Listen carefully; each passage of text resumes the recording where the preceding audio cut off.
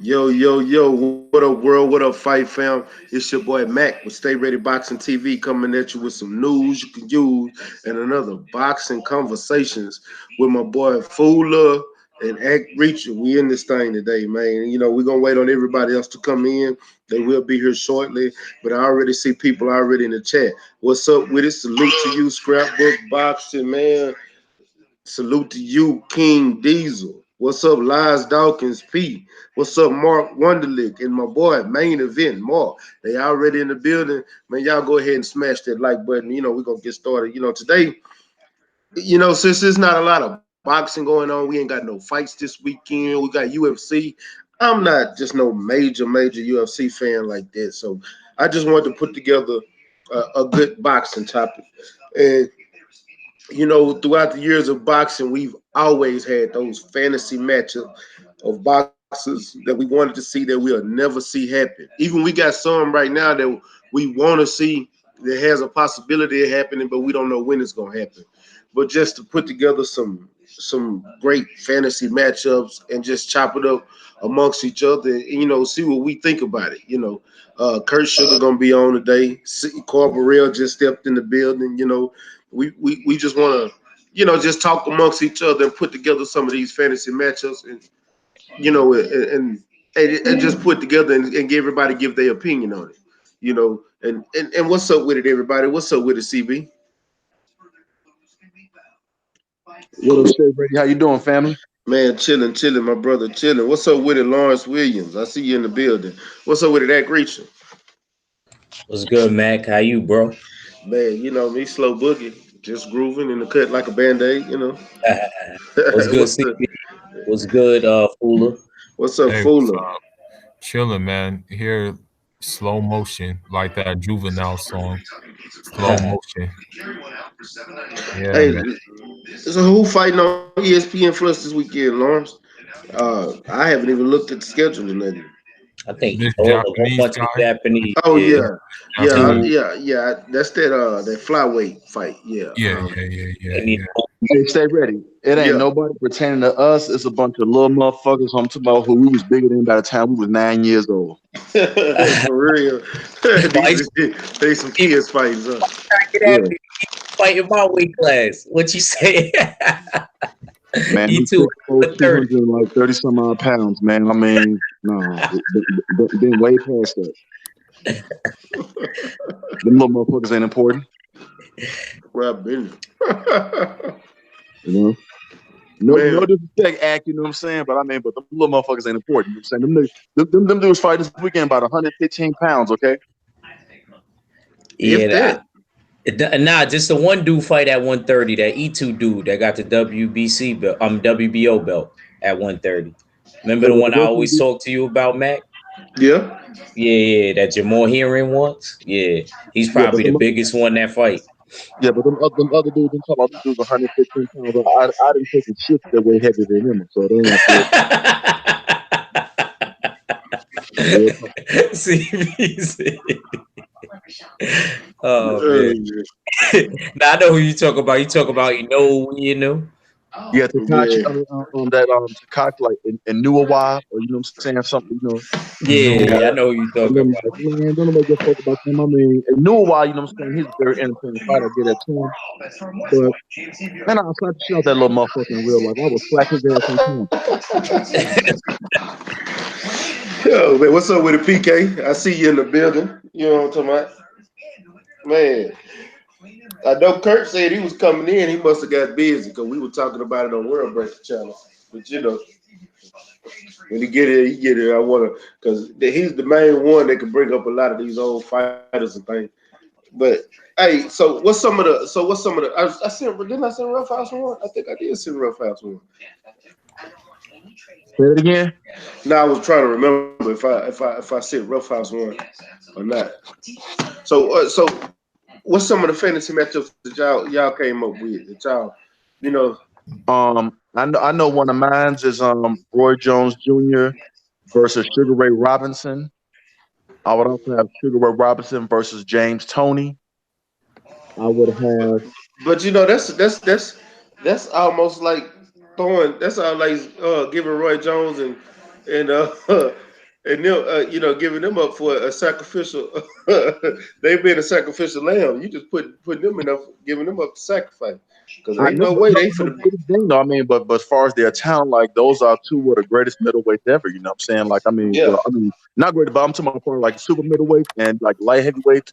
But talent wise, you know what I'm saying? I would love to see that matchup, Prime versus Prime. Both, you know, Sugar Ray Robinson and Roy Jones at their peak. Now I know Sugar Ray Robinson will get Roy Jones, but yeah. but I can say this: it won't be easy.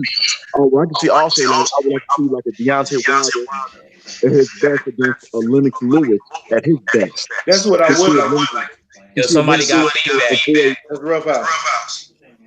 Oh, my bad. Oh, you good? You just got us. We echoing. Now I would I like to think see. It'll be a good job to see if like so. Hey, matter of fact, let's talk about that one. Lennox Lewis and Deontay Wilder. That fight, um, I don't know because you have like elite athleticism versus some athleticism and some decent boxing ability in Lennox Lewis. So, I mean, and Deontay Wilder has a hell of a jab, and Lennox Lewis has a hell of a jab too. So, I don't know who would be better because maybe perhaps Lennox Lewis is better in staying on the outside, you know. But then again, Deontay Wilder got that speed, Yeah, so but it's hard. Deontay a little taller though too. Yeah, that's true too.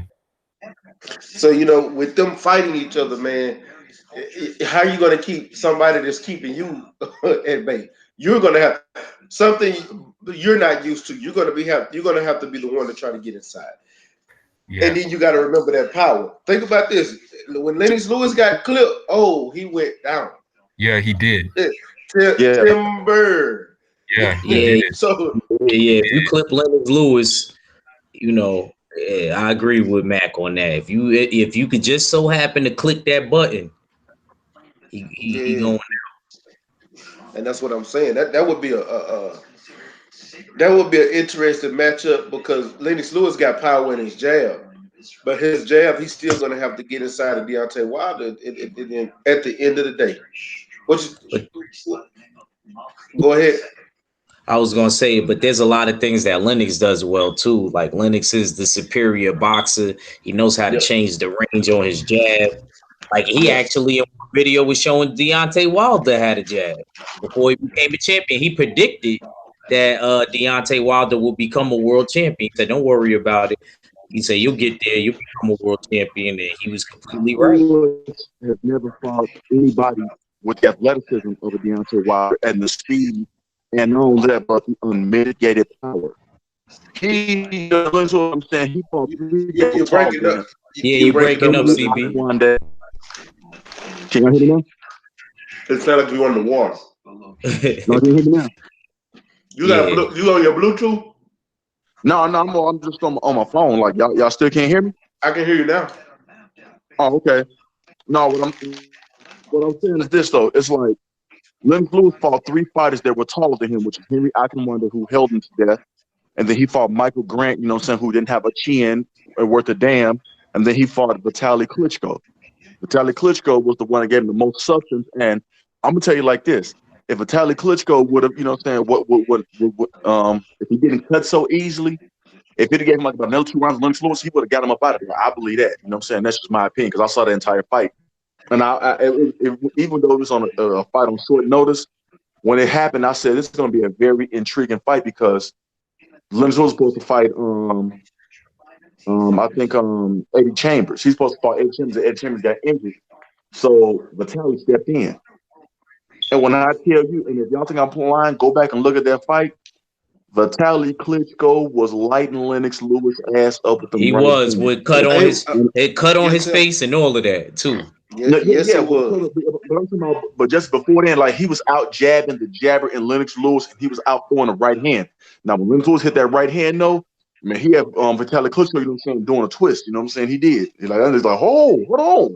You know, he did. No, honestly, he did. Lennox Lewis has one of the most. Lennox Lewis is, I think, he was the best heavyweight of the night of that era. You know what I'm saying? I can't take that from him. He was. I agree.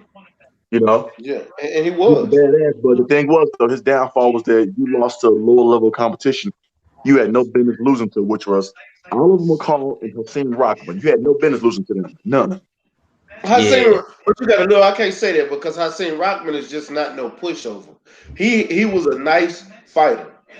But He let's be just but so his ready. not I but agree his with CB. style. I agree with CB though. But stay ready. Let's keep it real though. Yeah, you can't Look be what losing. Lennox Lewis did to Oliver McCall in that second fight when he was focused and he wasn't playing. He It beat the hell wasn't out even of him. close.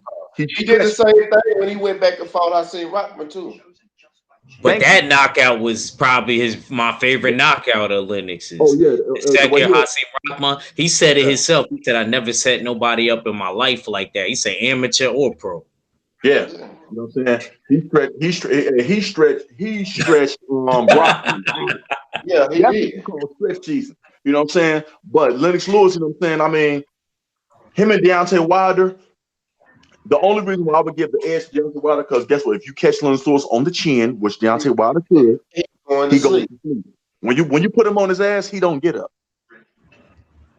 Yeah, and I agree. I 100% agree with that. That's the only reason I would give the advantage to Deontay Wilder because Deontay Wilder has that one punch knockout power, and that's you. I don't give a damn where he throw that punch from. If he connect with you, you going to sleep.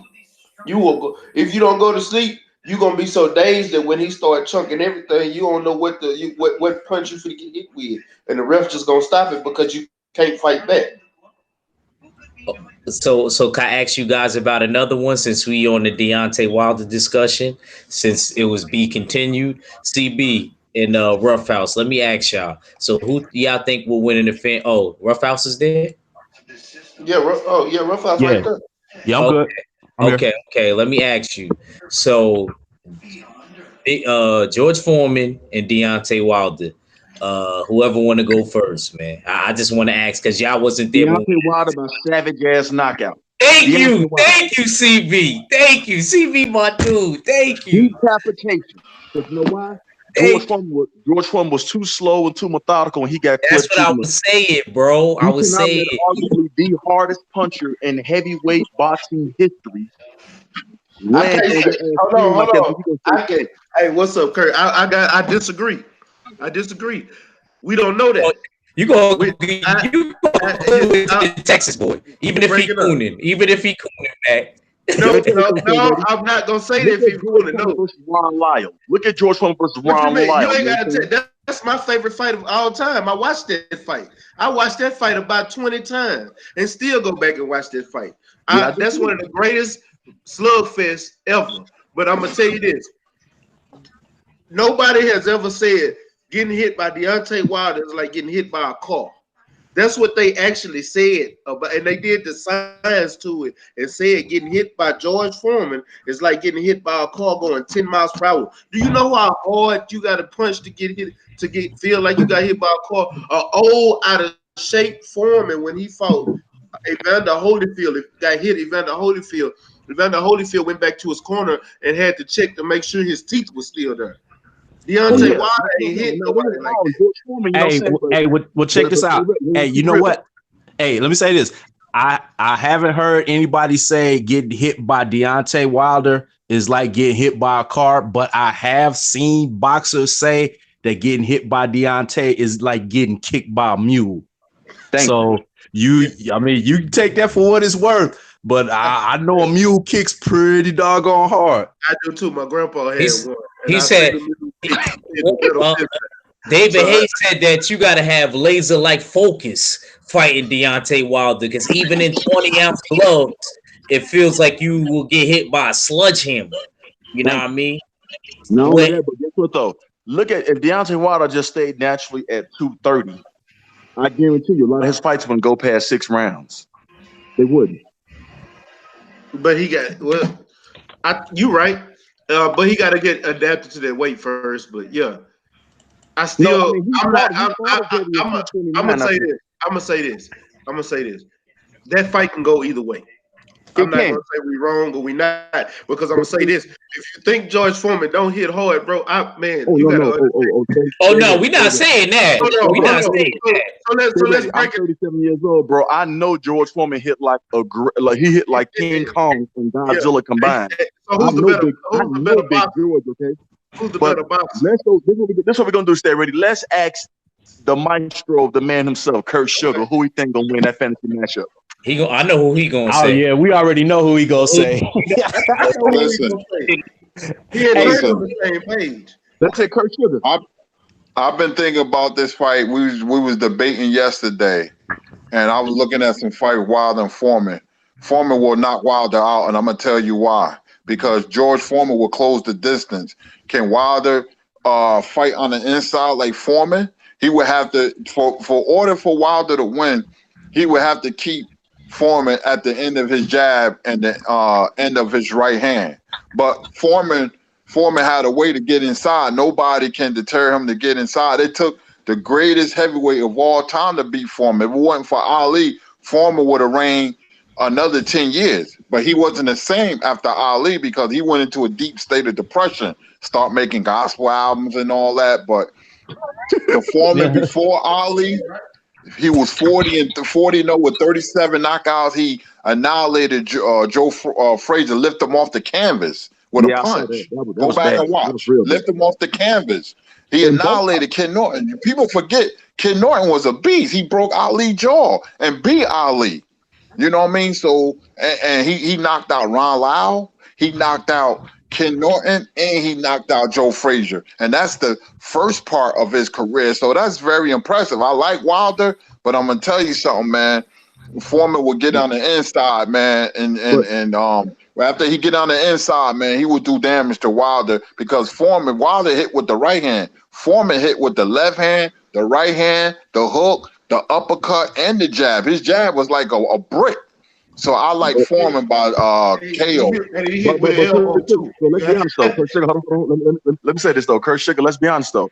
Foreman never faced nobody with the athleticism of Deontay Wilder. So you can get on the inside, he can move away from you with ease. Deontay Wilder has an underrated left hook. Look what it just did to Tyson Fury. The right hand clipped him, but that left hook was the one that had that leg up like that. Like, so we can't, and that speed, and Deontay Wilder has unmitigated power. And one thing we know about George Foreman, he gets hit. He got clipped. You not and they both two Southern boys. You know what I'm saying? Both of them from the dirty. So Wilder easy to hit too, though. Wilder ain't hard to hit. Would have had a tougher time trying to hit Deontay Wilder because of Deontay Wilder's athleticism. Yeah. That's the only. That's why I give the edge, and not only that, but if you can get Foreman at a certain amount of rounds, he tires. Wilder doesn't. Yeah, I agree. Wilder definitely had the better stamina, and I think also. And George Foreman gonna have to work to get inside. What George Foreman was 6'3" and a half, 6'4"? 6'3" and a half. 6'4". Yeah, so about 6'4". Fighting uphill the entire time. Yeah, so I could definitely see Wilder. You know what I mean? It would be something straight. It would be something straight though. I don't know. I see it differently, man.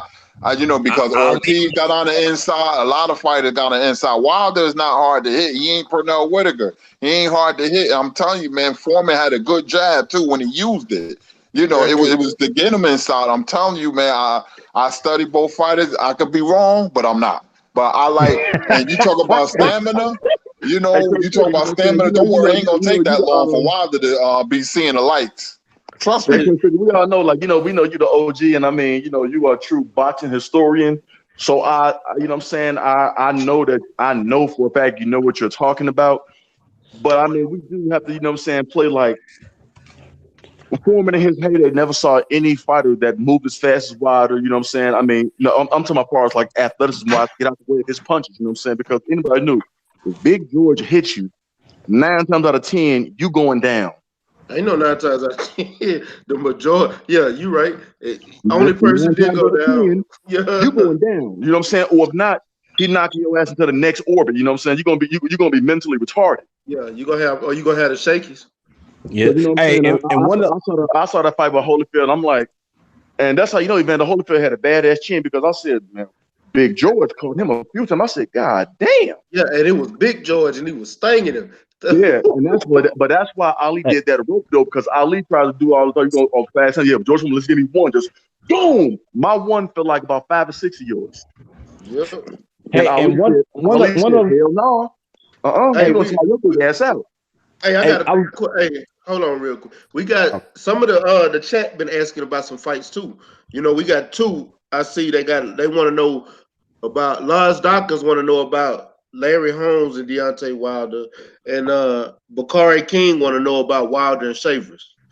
I would say like with the Larry Holmes, I got to get at the Larry Holmes. So I think like that piston jab, that Eastern assassin. I just think like I got to give Larry Holmes that. I'm gonna be honest with you. Ernie Shavers and Wilder, that's a pick 'em fight. But I don't feel like Shavers had it. I give it to Wilder by knockout. You know what I'm saying? In the later rounds, I don't think Shaver had the endurance and You got to remember, Shaver had one of the most man had a mean ass punch too. But Yeah, but you got it. I still get into Deontay Wilder because, like you said, Yeah, he's more athletic.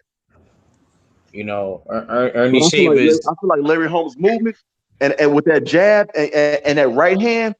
I'm sorry, I got to get at the Larry Holmes over Deontay Wilder. I'm just out with y'all. And Larry Holmes had a reach somewhat equivalent to Deontay Wilder's, you know, and there wasn't going to be much of an advantage if Deontay had the advantage, and you know, in terms of reach. So that's a piston-like jab going against a lesser degree of a piston-like jab in terms of Deontay Wilder, and Holmes was really good about working off of that jab, particularly with that straight right. What that you think dude, about man. it? What you say? I said, what you think about it? Holmes, man, one of the most technical heavyweights ever, man. You know, was Ali sparring partner, man. He learned a lot from Ali. Best jab in heavyweight history. He was too technical for Wilder. Wilder and Shavers, I give the edge to Wilder because somebody gassed out after 3 or 4 rounds. It was Shavers, but you know, you can't get hit, you know, against Ernie Shavers. He hit Holmes so hard, Holmes bounced off the canvas like a basketball, man. How he got up, I would never know, man. That just goes to show you the resiliency that Holmes had. Ernie Shavers, man, people say that Shavers hit harder than Foreman. You know, that's what Holmes said. I've heard that. Like, Larry Holmes said that. Bert Sugar said that one time he watched Ernie Shavers in sparring and he hit the dude so hard that the glove exploded. I don't know what the glove was made out of, but it exploded. Yeah, Larry Holmes said that. Larry Holmes said Tyson was a much sharper puncher, but Shaver was the much harder puncher. Matter of fact, fan perspective as a prime Larry Holmes versus Mike Tyson. What do y'all got? Holmes. I got Holmes. Yeah, we all got Holmes. Yeah, I'm going with Larry Holmes on that. That was a good fight. Watch that Ken Norton and Larry Holmes fight. That's actually one of my favorite heavyweight fights. And Larry Holmes was thugging. He pushing him and all of that. Before the referee like read the rules and stuff, I was feeling. Remember around that time, Kurt? Didn't they elevate Kenny Norton to the heavyweight, the WBC champion? It was basically vacant. Yeah, it was vacant, but they elevated him to it for some reason because he had it for some reason. I don't know. I remember that fight. But if you look at that Douglas and Tyson fought, Douglas fought just like Larry Holmes would fought Mike Tyson at his prime. Douglas had a stinging jab, man. He double up on it, and when Tyson would throw his big shots, he would go with them and then come back with his own. And that's how Larry Holmes fought, man. Larry Holmes was a great fighter who doesn't get the respect he richly deserves. Hey, here go a great one. Oh, go ahead, bro. Hey, Kurt Sugar. You know what I'm saying? The lack of respect Larry Holmes got then remind you of the lack of respect that Deontay Wilder gets now? Oh, absolutely, man. Jack Johnson, Deontay Wilder, Larry Holmes, you could put them all in a gumbo suit and come out the same, man. You know, they just don't respect Wilder. You know, when you become unapologetically black, they hold it against you. You know, you remember what Holmes said about Marciano and stuff like that. And Deontay Wilder. Yeah, and Deontay Wilder, the same thing, man. But my all-time matchup was always Sugar Ray Robinson versus Sugar Ray Leonard, two of my most favorite fighters, man. That would have been a great fight. The Battle of the Who you got in Sugars. that fight? Who you got in that fight? Kurt Sugar and at what weight class? Oh, welterweight. It's gotta be Welterweight. They prime weight. They prime weight. That I'll tell you what, man, that fight would have been harder than a lot of people thought for Robinson, man. Leonard was very special, man. He was a lot stronger than people thought. You know, people don't know that Manuel Stewart used to train Sugar Ray Leonard in the amateurs, and he told Tommy, "You're gonna fight him one day, and be careful because Ray is really, really strong." And he had a very underrated left hook and a great chin. You know, I like Robinson by majority decision. That fight would be that close, man, because if Kid Gavilan gave Robinson all he can handle in 2 fights, you know, Leonard would give him trouble, but he will beat Leonard with slight edge, man. They will hurt each other. They could probably knock each other down, but I like Robinson by majority decision. I agree. I'm with you on that. And Sugar Ray Leonard is my favorite fighter of all time, and I still think Sugar Ray Robinson, take him out on that one. So Kurt Sugar, my next question is this thing. Hey, we got one. What- I got one from the chat real quick that I want everybody. This is actually a pretty good one, and I don't knock it. But he asked who would win out of Marvin Hagler, a prime Marvin Hagler, and a prime James Toney. Don't like ask Hagler. Kurt. Marvin Hagler. I was gonna say, don't ask Kurt that. Don't ask I like Kurt that. Hagler. That I ain't like fair. Hagler in that one. Hagler. You know Yeah, Hagler. Hagler got too much pressure and just too much dog in him. But I mean, James Toney was a dog too. So Yo, James Toney James Toney defense was better. I was just James about to say that. James Toney defense was, we That talk was about his best weight too. But Middleweight was Hagler, though, James you said Toney's best Let weight. me just say one thing. We talk about somebody that was naturally athletically gifted. Like he wasn't boxing like since he was like 7 to 8. That man was playing. He was a quarterback. He was a quarterback. Yeah, James Toney was playing college football. Exactly. He was a I think quarterback.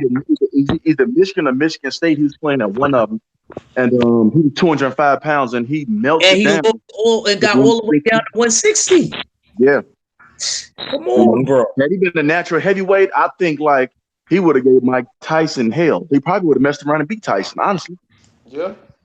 You got Yeah, man, that fight where he had against Vasily Jirov, man, he gave you he was a master against the ropes. He fought that whole fight against the ropes, and Vasily Jirov was like 27-0 with 24 knockouts at that time, man. He was a big cruiserweight, man, but that was a hell of a fight, man. James Toney, one of the best fights ever. And, James Toney, had to knock him down a couple of times, I believe, but Marvin Hagler, the best chin I ever seen in my life, man, to walk through Hearns punches and that uppercut he took from Mugabe. When I saw that fight at the Capitol Theater, you heard it clear across the theater, man, and Marvin just smiled at him. I said, this nigga ain't human, man. Seriously, man, for real. He's not human. Like he snuck it in there.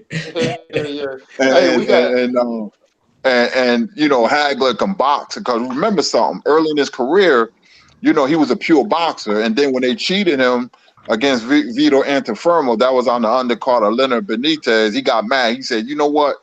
This ain't gonna work. From now on, my left hand and right hand gonna be the judges." So he went from a pure boxer to a boxer puncher boxer, and he just started annihilating everybody. He was cutting them down like dry weeds, man. Hagler was vicious. He was an animal in the ring, man. Yeah. So Kurt Sugar, my question is this: who you think would have won a prime Muhammad Ali versus that Cuban back in the day? I think his name is Teofilo Stevenson. Teofilo Stevenson. Yeah, they offered him $5 million to fight Ali, but he didn't want to. Ali, man, Ali was just a special fighter, man. Yeah, they look like brothers. Ali would beat him. Ali would beat him, man, because it would have been different in the pros. Teofilo Stevenson, he was a great amateur, but amateur and pros is different, man, because you fighting young kids and the amateurs, man. Him and Felix Avon, Andre Adames, I like all of them. That's the one Leonard beat for the gold medal, but you're fighting inexperienced kids, and the pros is a lot different than that. So I think that would have been a great fight, though. I think, because he was 6'5", and very talented with a very powerful jab, good right hand. He had a good uppercut too. But I mean, I still get an edge to Ali. But I mean, I would have loved to seen that fight. I feel like we got cheated out of not seeing that fight. And Okay. fair to Ali, we judge Ali in the 70s. He was past his prime in the 70s. When you see Ali in the 60s against Cleveland Williams, go look at it. That footwork and eye-hand coordination, he hit Cleveland Williams with 7-8 punch combinations, man, in seconds, and was shuffling at the same time. That's why I don't know how. This is a heavyweight. I don't know how people try to say like who win between Ali versus Tyson. That's not even a competitive fight. That's a mismatch. Nah, that's a mismatch. Tyson would have lost before the fight. Ali would have gotten his head. Yeah, my boy BFTB. What's up, BFTB? What's good, my brother? What's going on? What's Hey, good, Curtis, BFTB? man. Fight the best. What's good, my peoples? What's up, family? What's CB, up, I see What's you, going big on, bro? brother. Hey, I had a question, man. Wasn't Cleveland Williams, wasn't that the one that disrespected Ali though? Nah, I think you're talking. Nah. That That was Ernie Terrell and Yeah, that's it. Never mind. yeah, he was the one that Yeah. told. They the one that said, "I'm not calling you Muhammad. I'm gonna call you Cassius Clay." Ernie Terrell was Yeah. from And Chicago, he's right? Muhammad Ali whooped him so bad that at the end of the fight, he told him, "Say my name. Say my yeah, name." exactly. And a lot of people don't know his sister.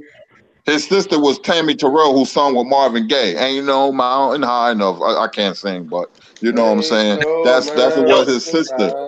You know. So I appreciate you guys. I appreciate this topic and everything, because this is a lot of these fantasy matchups are things that I think about. I just don't talk about. Well, based on the one I brought up yesterday, y'all can tell that I think about that shit. But the thing that I have an issue with is I can't really. I have an issue comparing Ali with anybody. Yep. So when people talk about, and this is no shade to nobody. This is no shade, no disrespect to any of the fighters. You know what I'm saying? I just have an issue when it comes to comparing, when we talk about comparing Ali with anybody, because you guys got to understand. Let me speak my piece right quick. I apologize for taking over. Let me speak my piece. No, go ahead, bro. So when it comes to we got to understand something, right? The heavyweight division is ain't nobody in the lower weight class who's beating anybody in the heavyweight division. Can we clear that up? Can we say a heavyweight up to the heavyweight, like a Wilder, a Fury, a Joshua, will just destroy everybody in these lower weight classes? Can we agree on that? Absolutely. So if Yeah, we're not going to compare none of them, because we all know that heavyweight is the freight train division. It's the workhorse. It covers everything. We know the reason they made pound for pound is because they needed something to rate Sugar Ray Robinson, because they knew he couldn't beat the best heavyweight at the time. So we understand that. We're just going off of, like, back then a prime Ron Lyles fighting Evander Holyfield. We're keeping it in weight classes. Right. So I know what you're saying, but that wasn't the topic that wasn't what I was getting to. But I know what you're talking about. Oh, my bad. No, you straight, my brother. You straight. What I was getting to is that by saying that the heavyweights beat everybody. The heavyweights beat everybody. So I was getting to my point on why I don't compare Ali with anybody. You can't compare him with anybody, because, like, if you look at the fight, if you look at the heavyweights, right? We'll say Tyson Fury. That's the guy that I think today, of right now, of this time and era, is the best boxer on the planet. That's what I believe, right? So if you take someone like a Tyson Fury, he has good head movement, good footwork. You know what I'm saying? Good jab. You know what I'm saying? Good overall movement. He's a good fighter, but he's missing something. He's missing that power that we look at when we say a heavyweight. He doesn't. He's also missing a chin too. Right, but he's missing things. He's missing things, and this is the point that I was getting to when I say I don't compare Ali with anybody. I don't, because he's a heavyweight, but he ain't missing nothing. He's not missing nothing. He's got a chin. If you take punches, like, I swear to God, I don't think anybody at any time would be able to take the punch that Frazier landed on Ali's chin like that and then still get up. I don't see it. I understand. Me personally, I think Deontay Wilder is the hardest puncher in history. I believe that, and no one's going to tell. You can try to debate me otherwise. I don't care. That's fine. I believe that. But Frazier, the way Frazier hit Ali, brother, when I seen that, I thought he killed him. When I seen that, how he hit the ground like that, but then he got up, no movement, just nothing, just boom, hit the ground, bang, and then got straight up. I was like, man. So when we talk about Fury getting up, bro, we are not looking at Ali getting up. Dog, that's a chin. That is a hellacious chin, right? When you see the footwork that Ali had, he had the footwork of a Mayweather. If we can, and I can't say of a Mayweather because people know me right now. You know what I'm saying? That you can't really look back at and put that in that type of grand scheme of things. I know y'all motherfuckers know what I'm talking about. But and then he had power. He had a chin. He had speed. He had power. He had footwork. He had defense, ungodly defense. He was the one putting his hands on the ropes and letting you swing punches, and he's dipping everything with just movement. You can't teach that. This is the reason why if we do fantasy matchups, I get quiet when they start mentioning Ali. I feel some type of way because he was a complete fighter, complete from start to finish. There was nothing missing. You weren't going to say, oh, but Ali had stamina issues. You're not going to say that. You're not going to say, damn, yeah, Ali could punch, but his footwork wasn't that good. You can't say that. You can't say, damn, Ali he could punch, he had footwork, but his defense wasn't that good. His chin was his defense. You wasn't going to say that. You wasn't going to say that, man, all these things, but if he got hit, shit, he's getting knocked out. You wasn't going to say that. There is nothing that you can say negative about Ali. I challenge anybody to find something. I challenge you to find something. What he was, he ducked this person in his prime. Ali fought everybody. He fought everybody. That's why when it comes to Ali, I can't like compare him to somebody. Myself, I can't do that. That's what I was getting to. I'll give it back to you. Yes, sir. My favorite Ali fight to watch is actually the Zara Foley fight. Okay. Yeah, he wasn't the same when he came back. You know, he should have took a couple more fights before he fought Frazier. He fought Bonavita and Quarry, and then he fought Frazier. You know, he should have had at least two more fights because he had a 3-year layoff, man. You know, that was the best years of his life. I don't think that he did that bad, though, Kurt. I think it was like a Tyson Fury effect. Because then Tyson Fury had 2 fights, and then he fought Wilder. Yeah, he had 2 fights. So I actually really thought if Ali didn't get knocked down, I still think it should have been a draw. That was a hell of a fight. That was a hell of a fight, man. I give Joe Frazier that left hook, man. Oh, my God, man. Left hook from hell, man. Because he hurt Ali in the 11th round bad. You know, he hurt him bad. He threw it to the body, then to the head. And it staggered Ali, man. I could watch that fight every day, man. Yeah, I might watch that after we get done. Oh my goodness. They said Drew Brown Brundini cried. He said those was genuine tears. He really cried when they said Ali lost. Shoot, I probably would have cried too if I was in this corner. Damn, son. You see how swollen his face was? I've been on mute the whole time. I've been sitting over here talking like I didn't even realize. Did you see how Joe Frazier's face looked? He said, he was in the hospital. Take it easy. That's why Ali told him in the interview, he said that was stupid that you brought that up. You was in the hospital for a month. Sure. Hey, what about this fantasy matchup? They asking there's a few people asking in the chat. Tito Trinidad versus Miguel Cotto. Who you got? Cotto. I got Cotto. Man, that's a good fight. That's a good fight. I gotta go with Cotto. I'm gonna go with Cotto. I gotta go. I'm gonna go with Cotto because although like Tito, he had the bone crushing power. It just didn't carry up when he moves up in weight. And the thing is Tito was a flat-footed fighter. His He also was boxing chinny. ability, He was he chinny. his boxing ability is kind of limited, you know. So I would favor Miguel Cotto because Miguel Cotto was the better boxer. Mm. I'm gonna say this. What? Hey, before you go, Kurt. Let me say something. Hey, hold on a second, man. What? Go ahead. Okay, Nah. go ahead.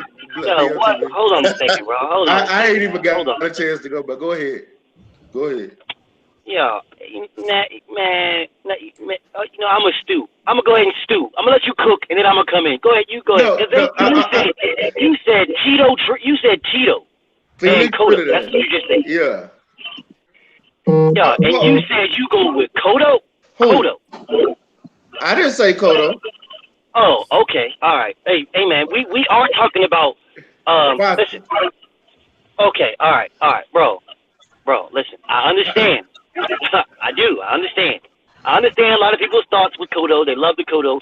You know what I'm saying? I'm a fan of Cotto. He is a warrior. I'm a fan of Cotto. I am. But we are talking about Trinidad.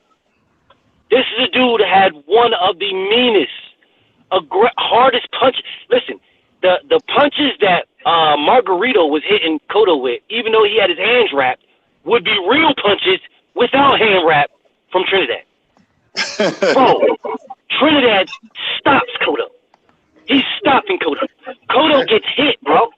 He gets hit too much. His ring IQ, all that good stuff, I got it. I understand. I do. I understand. But Margarito is slow as fuck.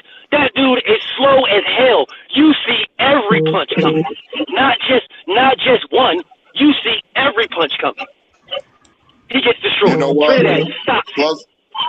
Plus Cotto swells and cuts. You know what? I'm with BFTB on this one. Trinidad stops Cotto. I'm with them. I'm with them as well. And I was gonna say, just go back to the Pacquiao fight. I know Pacquiao was juiced up or whatever, but you got to look at that and then look at Trinidad. Trinidad was had speed with that power, and what he would do to Cotto would be the exact same thing that Pacquiao did to Cotto in my eyes. Because I ain't gonna lie to you, I was upset when Trinidad got his ass beat up by Roy Jones, and I was a fan of both of them. I just didn't expect him to get beat up like that. But Trinidad is a much better all-around fighter with power than Cotto.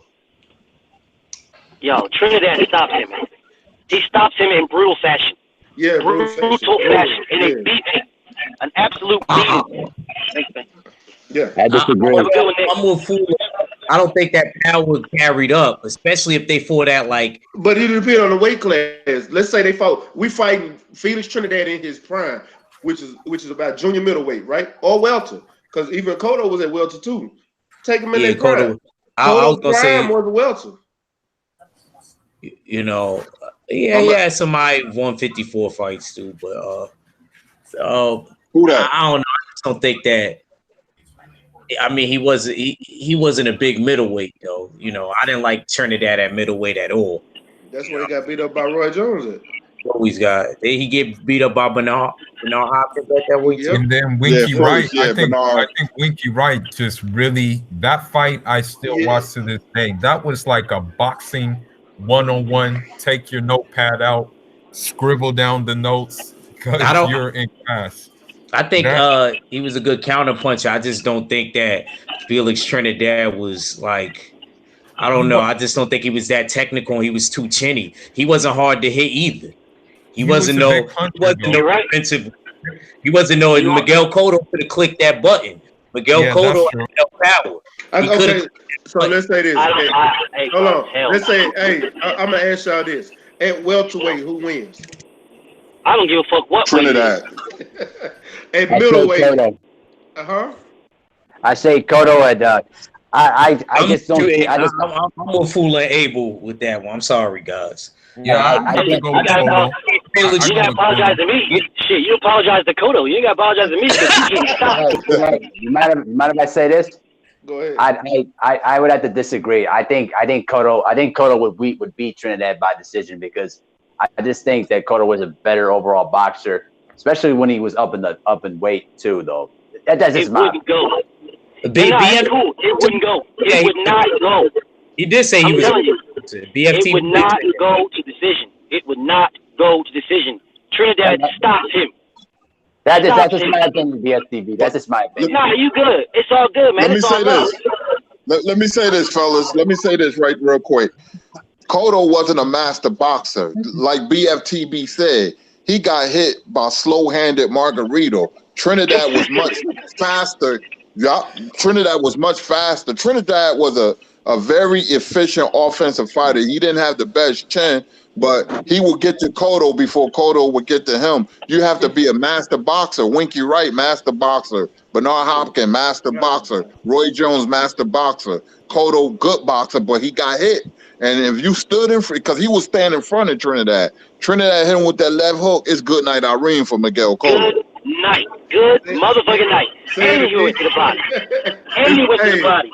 It's Kurt, 3-3, but I'm going with Kurt, you know I'm gonna have to steal that good night, Irene, right? hey, we got another one. They got a bunch of them in the chat. It ain't going. It's not. Hey, Cotto is not going the distance with Trinidad, man. Y'all, for real. It's not happening. Trinidad knocks Cotto out. Trust me. I want to say this. It's two of them in there that I want to answer real quick. Y'all don't even have to answer this one. They asked Evander Holyfield versus AJ. Evander Holyfield kills AJ. AJ don't even come close. And I agree. That's a joke because somebody said Ernie Terrell and Floyd Patterson. I want you to understand Floyd Patterson will beat Ernie Terrell. Yeah, facts. That's not even a close either. But the next one is actually a pretty good one. They asked Roberto Duran, a prime Roberto Duran versus Julio Cesar Chavez. I'm a Chavez. I'm going hands strong. Hands stone. Yeah, Duran. Duran was the better boxer. Nah, listen. Let's fuck all the boxing talk. Duran is a killer. Fuck all the boxing. Listen, I understand what you're talking about. I know this is boxing conversation. But Duran was, I'm going to get you. I'm going to you, and we are going to fight. You may not want to fight, right? But unless you are fleet of foot, I'm going to catch you, and we are going to fight. You know, and what's going to end up happening is your chin better than mine. That's what's going to happen. Now, the last I checked, De La Hoya beat the brakes off of Chavez. Yo, De La Hoya, I don't think De La Hoya can beat Duran now. Yo, Duran is stopping him. Duran is stopping Chavez. His record is fluff. His record is all fluff. Duran stops Chavez. But I want to add to this. Duran was still pretty skilled. People don't realize this. He was not just a brawler. That dude was very skilled. And also the other thing too is this, that he kept winning titles even after he lost the No Mas fight too. He was still moving up in weight. I remember to this day how he disposed Davey Moore and basically ended the dude's career. Brutal massacre, bro. Let me talk about that fight real quick. Davey Moore went to the dentist 2 weeks before that fight. Duran busted his whole ish, bro. He had to go back to the dentist. Busted everything, man. The bridge work, all that. Duran thumbed Moore, and then he went to the body. That's how he broke Moore down. And see, Moore thought Duran was finished, but Davey Moore underestimated Duran. That was on Duran's birthday at Madison Square Garden, June 16. That's his birthday, 1983. And I remember the Garden was like in a frenzy, man. Davey Moore thought he was stronger than Duran and thought he can break Duran down, but Duran broke him down. Because his corner was like, Davey, is he hurting you, Davey? Is he hurting you? Is he hurting you, Davey? And Davey was like looking at his trainer. He wanted to say, yeah, but his ego wouldn't let him. Duran massacred Davey Moore, man. Yeah, right. You have to move to beat Duran. You have to move like Sugar Ray Leonard, or you got to be a freak of nature like Tommy Hearns or something like that. You know, Duran was the best Latino fight I ever seen in my life was Roberto Duran. You know what? I know Hector Camacho beat him, but I'd love to see Hector Camacho fight him when he was in his prime. Right. Hector Camacho versus Roberto Duran in his prime. Yeah, that would be that a would be huge matchup. that would be a better fight than Julio Cesar Chavez. I Let me say that. I say it'll be a 12-round fight, and I'm gonna get an edge to Roberto Duran. But Hector Camacho wasn't no punk. That's true. Camacho was not no punk. Let me just say this though Hector too.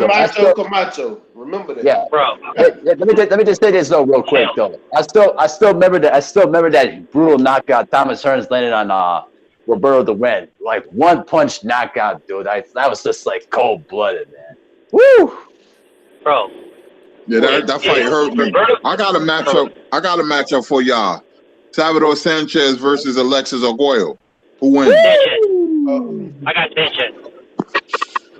I have to side with Sanchez in that one. I got Salvador Sanchez. Dude was brutal, man. Now, don't get me wrong. Alexis Arguello is a savage, but where would we have been? Where would we have been if that? Like, what would his record be if he didn't fucking man? What would that? He was destroying. I remember motherfuckers trying to compare that dude to Pacquiao. I'm like, bro, Pacquiao would get bludgeoned. That dude would have got the fuck beat out of him. He would have got, man, Pacquiao would have got the shit beat out of him against fucking South. Man, stop. But I remember they were trying to compare that shit. But I got South. But say, I got. They was going to fight. They was going to fight. Don King was on the verge of making that fight, but Salvador Sanchez tragically died in an automobile accident. He was going to fight Alexis Arguello, then he was going to have a rematch with Roberto Gomez. I got a more recent one. These are two more recent fighters, but one unfortunately passed away. Edwin Valero versus Manny Pacquiao. Who do you guys got? Manny Pacquiao. I like Pacquiao. I like Pacquiao in that fight. Yep. That was. I got a good one for the panel, guys. It's actually been the one I've been thinking about because I was watching the trilogy of Barrera and Morales, and I always think to myself, how would Eric Morales match up against Juan Manuel Marquez? I say Marquez beats the dog shit out of Morales. I don't. I take Morales. Marquez. I like Marquez. Marquez. Yeah, I got to go with Marquez on that one. It's just going to be a hell of a fight to the end. It's going to be a 12-round fight. Nobody's going to get knocked out. I don't think. Not they both got good enough chin. You're not going to knock Morales out. Hey, well, that depends on if Morales can land that straight right. That's what I was going at. If he can land that straight right, it'll be Pacquiao all over again. But see, I think Morales win because he knocks him down with that straight right. That's what I was going off for. Hell.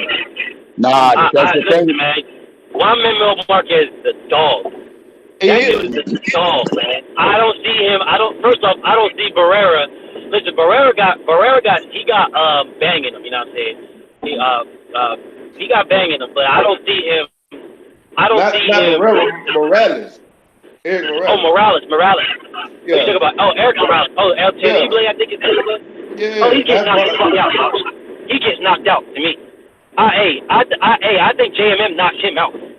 I think JMM knocks him out. Yeah, me too. I think he knocks him out. Because people tend to forget Marquez was a highly skilled fighter, man. I like Marquez in that one. Hey, hold on real quick. We got another one. Lars Dr. has a prime Leon Spinks versus Deontay Wilder. I'm thinking Wilder too. You didn't even have brought that one up, man. No, he didn't say Michael Spinks. He said his brother Leon. Yeah, Leon was a beast. You can't take that away from Let me tell you something, right? I don't give a fuck which Spinks you put in. You can bring the Spinks from Africa up this motherfucker. They get knocked the fuck out. That's it. Okay. Now, What about this? Hold on. Here's the one that I have debated with people. I don't know how long about this one, man. And I'm still sticking to my guns, but I've been debating. In fact, I think I debated with Kirk Sugar about this one, with fucking Floyd and Sugar Ray Leonard. I've debated. Yeah, we all debated it, and I'm taking Sugar Ray to the end. And I got to go with May. I'm sorry. Yeah, I got to go with Floyd on that one. I'm going with Sugar Ray to the end. I go with Floyd. I got Floyd. I'm going with Floyd. I think what Floyd does. Right? What? talking welterweight, right? Yeah, we're talking about the weight at their best. We're talking about them at their best. Yeah, well, Floyd at his best. Even though Floyd at his best was more like a 135, 140 type. But it's still Floyd at his best versus Leonard at his best. I'm picking Floyd. I think what Floyd brings to the table is more than just the boxing aspect of it. The ring IQ. Not to say that Leonard isn't a smart fighter, because he was very smart. Very smart. But what Floyd prided himself on is taking away what you're good at. You know what I'm saying? You take away what you're good at. If you take away what someone's good at and make them do something else, then what? Right. And that's exactly what I was going to say. Yeah, I feel like Floyd taking away one of the attributes. You know what I'm saying? Listen, if you take away like Ray Leonard, like savage, absolute monster, killer, you know what I'm saying? Straight killer. But he has shown with the Duran thing that you can get in his head.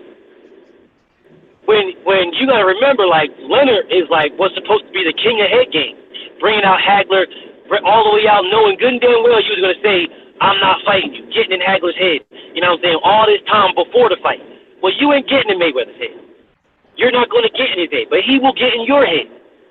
And then you're gonna come out there trying to knock this dude out the same way Mosley was trying to do, trying to knock this dude out. And once you realize that he's still there, and he starts pot-shotting you, just winning rounds, not trying to fucking KO you, not going after you, letting you shoot your shit, shoot your load, letting you do all you gotta do, and you realizing that you ain't landing shit, you ain't doing nothing, all these combinations ain't doing anything, i.e. motherfucking Cotto throwing combination, blah, blah, blah, and De La Hoya throwing all these combinations, ain't landing nothing.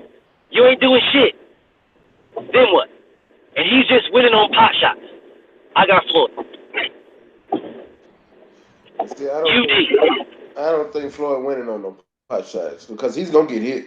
I'm sorry, he's gonna get hit by Sugar. He got hit by Sugar Shane Mosley, and if you think Sugar is not better than Sugar Shane Mosley, matter of fact, Floyd got hit by Miguel Cotto. Floyd got bloodied up by Miguel Cotto. Only because he wanted to. He didn't have to fight that fight. They were even telling him if you box him, you beat him easy. He fought him. That's what he wanted to do. He even said that. That's what he wanted to do. He didn't have to fight that way. I don't care. And you gotta remember. Hold up. You gotta remember. He moved up in weight. That was his first fight at that weight. He moved up to fight him for his belt. Well, let's talk about when he fought Zab Judah. Zab Judah tested him up. Zab Judah is not as fast as Sugar Ray Leonard, but I disagree. They got comparable speeds. I disagree. I think Sugar Ray is a tad faster. He may be a tad faster. He may be. That's what I'm saying. He may be, but I still. If you say he's a tad faster means what? That just means that something else that Mayweather's ring IQ is going to have to figure out, and I believe he would. And which he does for everybody. Do you agree that he's a better boxer than Zab Judah? Who? Sugar Ray? Yeah. Yeah, of course he's a better boxer. Okay, he's a better boxer. He has his style, overall style. He has a different style. I'm not comparing their styles. They're different styles. I think Sugar Ray will get inside on Floyd. And I think he take how? Yes, how? Footwork. Shit. In order to get inside on Floyd got to allow you to get inside. He don't have to allow you to get inside. He proved that with Manny Pacquiao.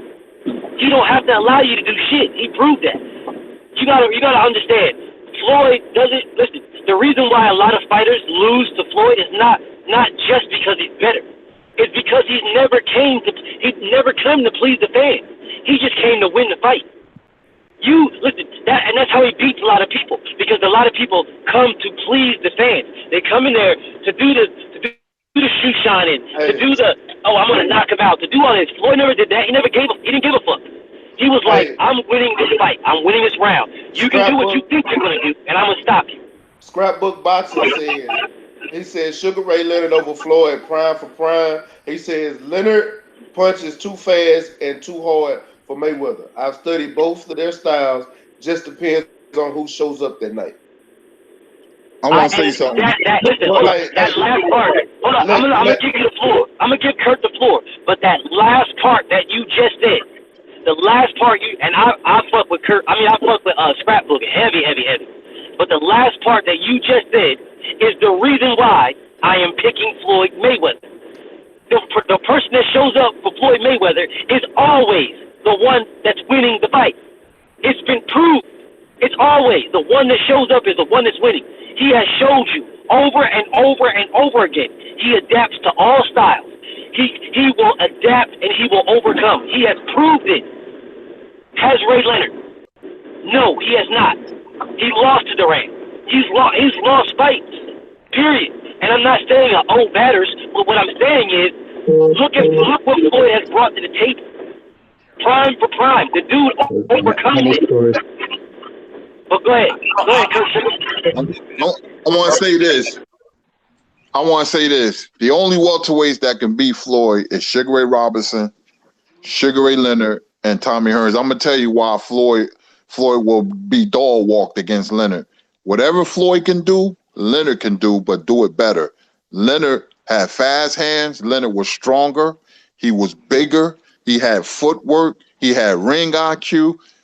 You know, he fought better opposition. He fought Durant. He fought Benitez. He fought Hagler. He fought Hearns. You know, that's a gauntlet right there. That's a gauntlet right there. And see, Leonard will force the fight because he has the physical attributes and the ring IQ and skill to have Mayweather fight behind him. If Mayweather move, Leonard can move with him. Leonard said in an interview, I will beat Floyd. I would aim for the top of his head because you're not gonna hit him on the chin. He said, you'll be swinging air all night. I will aim for the top of his head and I will go to his body. You know, Floyd was a brilliant fighter, but before there was a Floyd Mayweather, there was a Sugar Ray Leonard. You know, and Sugar Ray Leonard had better physical attributes. If Leonard was in his prime right now, he will beat the hell out of everybody. The fighters that Floyd beat, Zab Judah and Shane Mosley, Miguel Cotto, Leonard would knock all of them out. I guarantee you he would. He would clean out. He would beat Canelo. He would beat all of them. You know what I mean? So I got Leonard dog walking Mayweather, and I love Floyd. He's my fourth favorite fighter after the Sugar Man. Leonard, when you go look at Leonard and from 81 to 82, when he was at his absolute prime, Leonard beats Mayweather. Hey, and just harking on to what he said, so that for the person that asked if for the Sugar Ray Earl Spence who would win, that just answers your question right there. That's why I didn't Ray by a ask. landslide. No, I know that, but that's why I didn't ask. It's certain questions that y'all ask in the chat for comparison fight. I'm not even gonna even mention, especially like Sugar Ray versus Earl. Earl don't stand a chance, but he just don't. He hasn't shown enough. Yeah, and he hasn't shown enough. And I don't think Earl's style matches up well with Sugar Ray's style. At all. But I want to say thing, and people they seem kind of confused because a lot of times we're doing these fantasy matches. I'm about to get off in a little minute, but they do these things where they say we haven't seen this person in this scenario and this person in this scenario. But at the same time, you have to really be able to critique fights at the end of people's careers.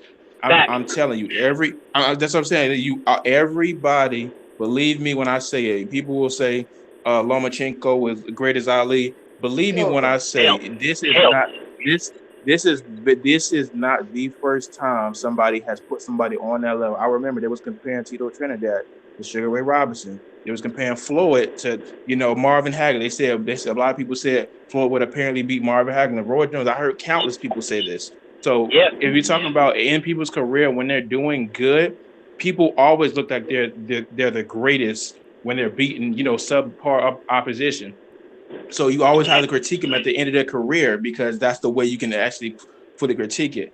But as far as comparing Pacquiao, they were comparing Pacquiao to motherfucking Hank Lundy and fucking Sugar Ray Robinson. So you already know these motherfuckers don't look. Yeah. So the one thing I just want to say is when it comes to the matchup of whether Floyd beats Sugar Ray Leonard, I always ask this question, and people I got polarizing answers, but I always say this: if Floyd was in the same situation with Zab Judah, where he was down on points and he got hurt, let's say he was down 3 rounds, would he be able to walk down and beat somebody like Sugar Ray Leonard? My answer is no, because that dude doesn't possess the same. Listen, man. Styles make fights, man. Y'all can't use Zab Judah because Zab Judah don't fight like Sugar Ray Leonard. That's my point. Styles make fights, man. That's a stylistic thing. That's why I'm stylistically masking it up. If he was fighting somebody like a Sugar Ray Leonard and he was down on points, would he be able to walk somebody like a Sugar Ray Leonard down? And my answer is no, because he hasn't walked that many people down that had that type of fighting skills. Like, would he be able to chase down somebody like a Sugar Ray Leonard? You're talking about Tommy Hearns. No, he's talking about Floyd. What you mean? Floyd do that. Could Floyd? No. Okay. Floyd against Sugar Ray Leonard. Would he be able to chase down? Would he be able to chase down Sugar Ray Leonard if he was down on points like Sugar Ray Leonard did against Tommy Hearns? No, he wouldn't. He wouldn't be able to do that. He's never fought a 15-round fight, so he wouldn't be able to do that. Mm-hmm. I don't agree. But can I add, because I ain't cooked for a minute, but it's also the day, everything plays a part in the fight. It could be your mind frame that day, because if we look at it, if we think about it, Sugar Ray, you know, he didn't always have his best days. Like, you know, who probably would have thought he would have lost to Terry Norris like that, even though Terry Norris, you know, was running through people around that time. And who would have thought that, you know, Marvelous Marvin Hagler would have finished Tommy Hearns like that? And then who would have think about it? Marvin Hagler wasn't able to done Roberto Duran, but Tommy Hearns was able to. See how all of this, like you saying, styles make fights. We don't know on that particular day what could have happened. Floyd might been able to have landed lucky right on them. You don't know, bro. But all I know is Floyd has a good enough chance to outpoint anybody.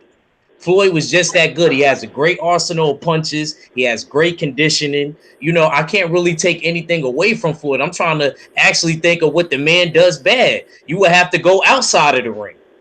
You can't say nothing inside of the ring. You know what I mean? Because even he has an excellent chin. The only time the man been down was when he broke his hand in a fight. Like, you know what I mean? We got to really pay attention to that. I seen Sugar Ray get knocked across the ring before. Hey, yeah, but that was the old Sugar Ray in his prime. That's why I said it don't matter. Mayweather old never been knocked down. But hold on. Let me say something on that. Mayweather old didn't fight the competition that Sugar Ray. I ain't gonna fight. The way y'all rate Canelo, man. Come on now. Come on, man. Hold on. The way we rate Canelo, but look at the state of the opponents, the level of opponents they fought. Both fighters. Floyd ended his career fighting Andre Berto. Sugar Ray Leonard ended his career fighting Hector Camacho. Come on, man. You gotta look at that. Here's the thing, right? Let me jump on that one right quick. I'm gonna give it back to you. Let me jump on that.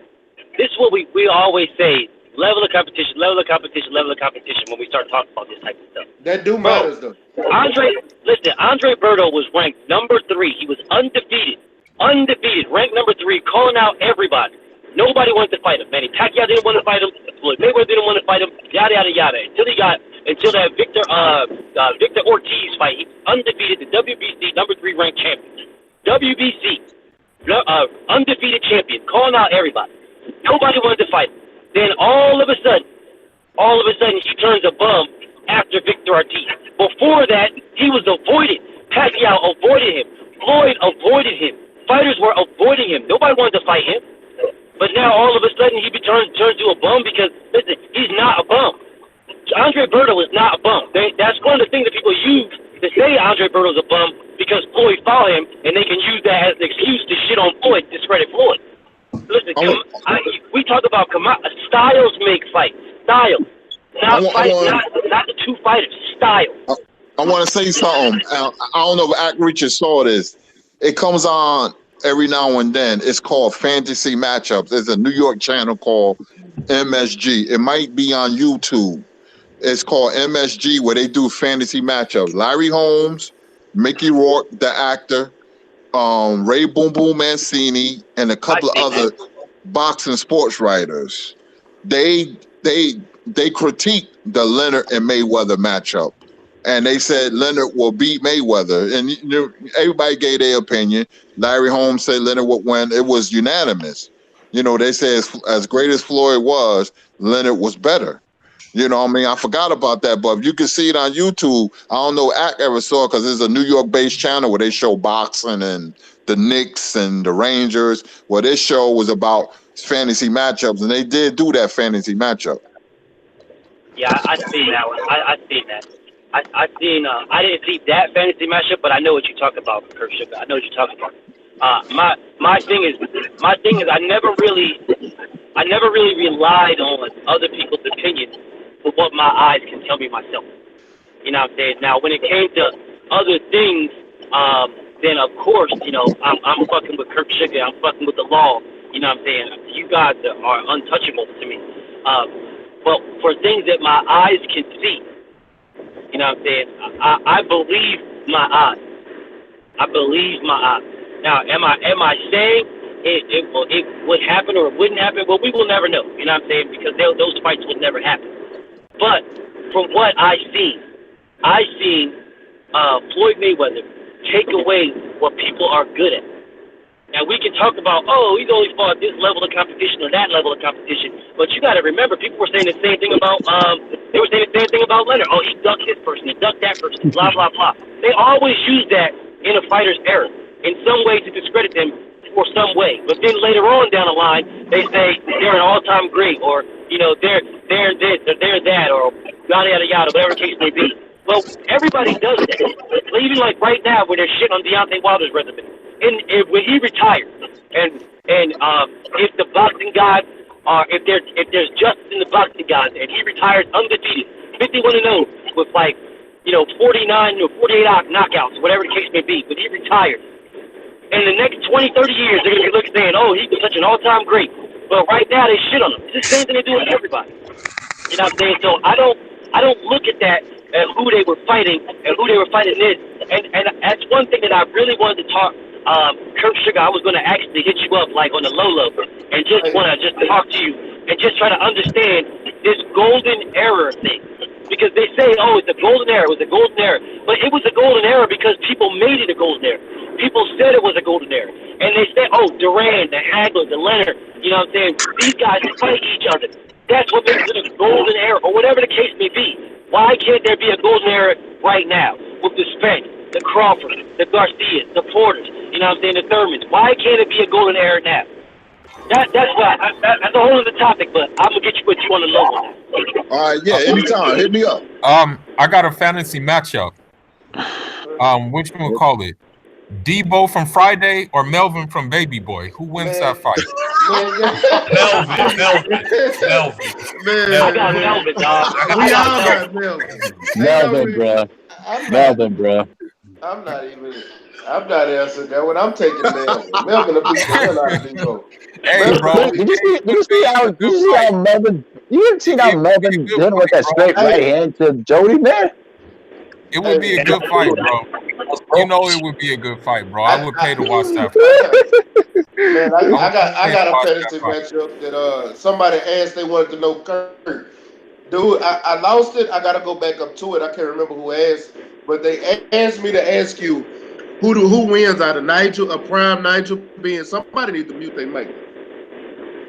All I heard is win. Oh. Okay. Oh, you're all right. But they said a prime Nigel Ben versus a prime James Toney. Come on now, James Toney would beat. Hey, this is James Toney, man. James Toney would make it look like an amateur, outbox him for a few rounds, and then knock him. It'd be good night, sweet prince for Nigel Ben, man. Didn't Nigel Ben duck James Toney? Yeah, James Toney called him out. That's why he wanted Chris Eubanks, Nigel Ben, they didn't want to fight James Toney. But here, and then somebody also asked a prime Andre Ward versus a prime Roy Jones Jr. at 168, and I think that's a bad matchup. I think that's a bad matchup. Yeah, I'm taking Roy Jones at 168. Roy Jones. Ron Jones, that was in his prime. Roy Jones, hit hard, athleticism, skill. Roy Jones, man, over Andre Ward. Reflexes, bro. Reflexes. No, I'm not answering, man. I'm giving the mulligan on that, man. That hurt my feelings. I ain't answering. BFTP saying like, oh, that shit hurt my feelings, man. I ain't not gonna answer that. You know, because you know the outcome. Okay, yeah. I would hate to see Andre Ward get beat up like that. Yeah, man, Roy was crazy, man. All right, I remember seeing Roy Jones hit. It was at 168. He hit Brian Brandon, was an undefeated fighter from Trenton, New Jersey, tough guy. He hit Brian. It was at the Madison Square Garden. He hit Brian Brandon. Look at it, with a short left uppercut, double left hook with the same hand. And the first thing I thought, that's Sugar Ray Robinson. And the announcer said, shades of Sugar Ray Robinson. So he was thinking along the same lines. And that fight with Murky Sosa, when Roy looked like he had 4 arms in that fight because he was so fast. He was at his absolute prime. But go ahead on, Fuller. Hey, I got it. Can I say this real quick? Hold on 1 second, though. But Curtis, though, my favorite knockout of Roy Jones is that when he hit him with that he hit Berger Hill with that body shot. That was one of the most brutal and effective knockouts I've ever seen, bro. Don't forget Arsawano when he looked like a zombie. Remember, he was staring at the camera from the camera when he was on the canvas. I thought he was dead. The fight that I would like to see though is a prime Roy versus a prime Hagler. I would love to see that in middle. Somebody actually asked about that. A prime Hagler versus a prime Roy. At 160, that's a pick-up for me. That's a pick-up. Yeah. What do y'all got? Because Hagler, I don't. That's a pick-up because Hagler was a savage, man. He was gonna go get you, but he also no matter got what. hit. Yeah, he got hit a lot, and man, if ever I could see Hagler being hurt at any time, I don't know who would win that fight, but if ever I could see him being hurt, it would be against Roy at 160. If ever, because Roy was just too fast, man. He was a man. I can't even explain it. Dude was just on another level, with fast speed, and he was a go-getter himself. So that was one of those ones where sparks might have flew in that bitch. I can't call that. Hey, somebody asked Joe Calzaghe versus a prime Marvin Hagler. I'm taking Marvin Hagler. I don't know why y'all asked that question, but hey, it is what it is. I'm not even going to answer that. We all know what's going to happen. Yeah. Hagler. Yeah. Hagler. Marvin Hagler by humiliation. Who wins between Triple G and Trinidad? 160. Trinidad by knockout. Oh, man. This is knockout. That's actually a good one, to be honest. Taking Trinidad all day. Trinidad versus who? Triple G. Oh, versus OMG. At 160. So that's a good one for me, man. That's actually a good one. I know I don't really fuck with Golovkin because he let me down and lied to me. Told me he beat anybody from 154 to 168 and then ducked the 154 and 168 champion. So I don't really fuck with him like that. But I can't take away from his chin. Dude got a chin, man. He got a beard on him. Yeah. He just a hellacious fucking shot. I don't know. Evander Holyfield got a chin too, but he got knocked out by Riddick Bowe. I'm taking Trinidad by knockout. Trinidad threw beautiful combinations, man. Trinidad was a devastating puncher, man. Yeah, he was. Especially when he put them together. Whew. What he did to William Joppy, and he was a middleweight. He beat the hell out of William Joppy. Yup. Yeah, that was horrible. I just don't know, man. I mean, I don't like Golovkin, but I don't want to feel like I'm being ultra biased against the dude because I don't like him. I got another one. No. Let me get one in. Let me get one in since we do. Let me get my fantasy in, please. Let me get one.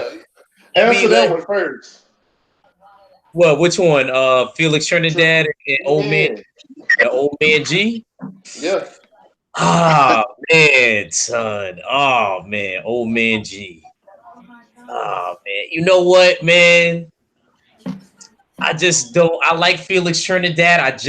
He just got dropped by lesser dudes, man. Like, I gotta keep it real. I gotta agree with BFTB, like, slightly on that. Like, And Triple G do got a chin, even though I don't like the man. I really can't. Y'all know, and Fula know, I can't stand nothing more than Triple G. But maybe the speed might carry Felix Trinidad over. But I don't feel like when he got to that 160 weight class, it didn't really matter. Like he didn't have that power that he really had, you know, in the lighter weights. So I ain't gonna lie, I favor Triple G very, and I might never hear me say this again, but very slightly, very slightly, very slightly. Because I know, like Felix Trinidad, if you click that button, and it's not hard to, you click that button, you can hurt him. But my fantasy matchup actually, since we bringing up Trinidad, Trinidad versus Terry Norris, because y'all ain't bring up my boy. Trinidad beat the hell out of Terry Norris. I'm going with Terry Norris. No, Terry. Wait. Destroyed it.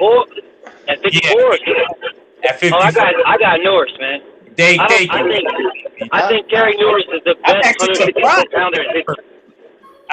Yo, stay ready. Don't you blaspheme and go against your Texas brother. I think terrible Terry Norris, even though he trained out in California, is the best 154 pounder in history. I believe that.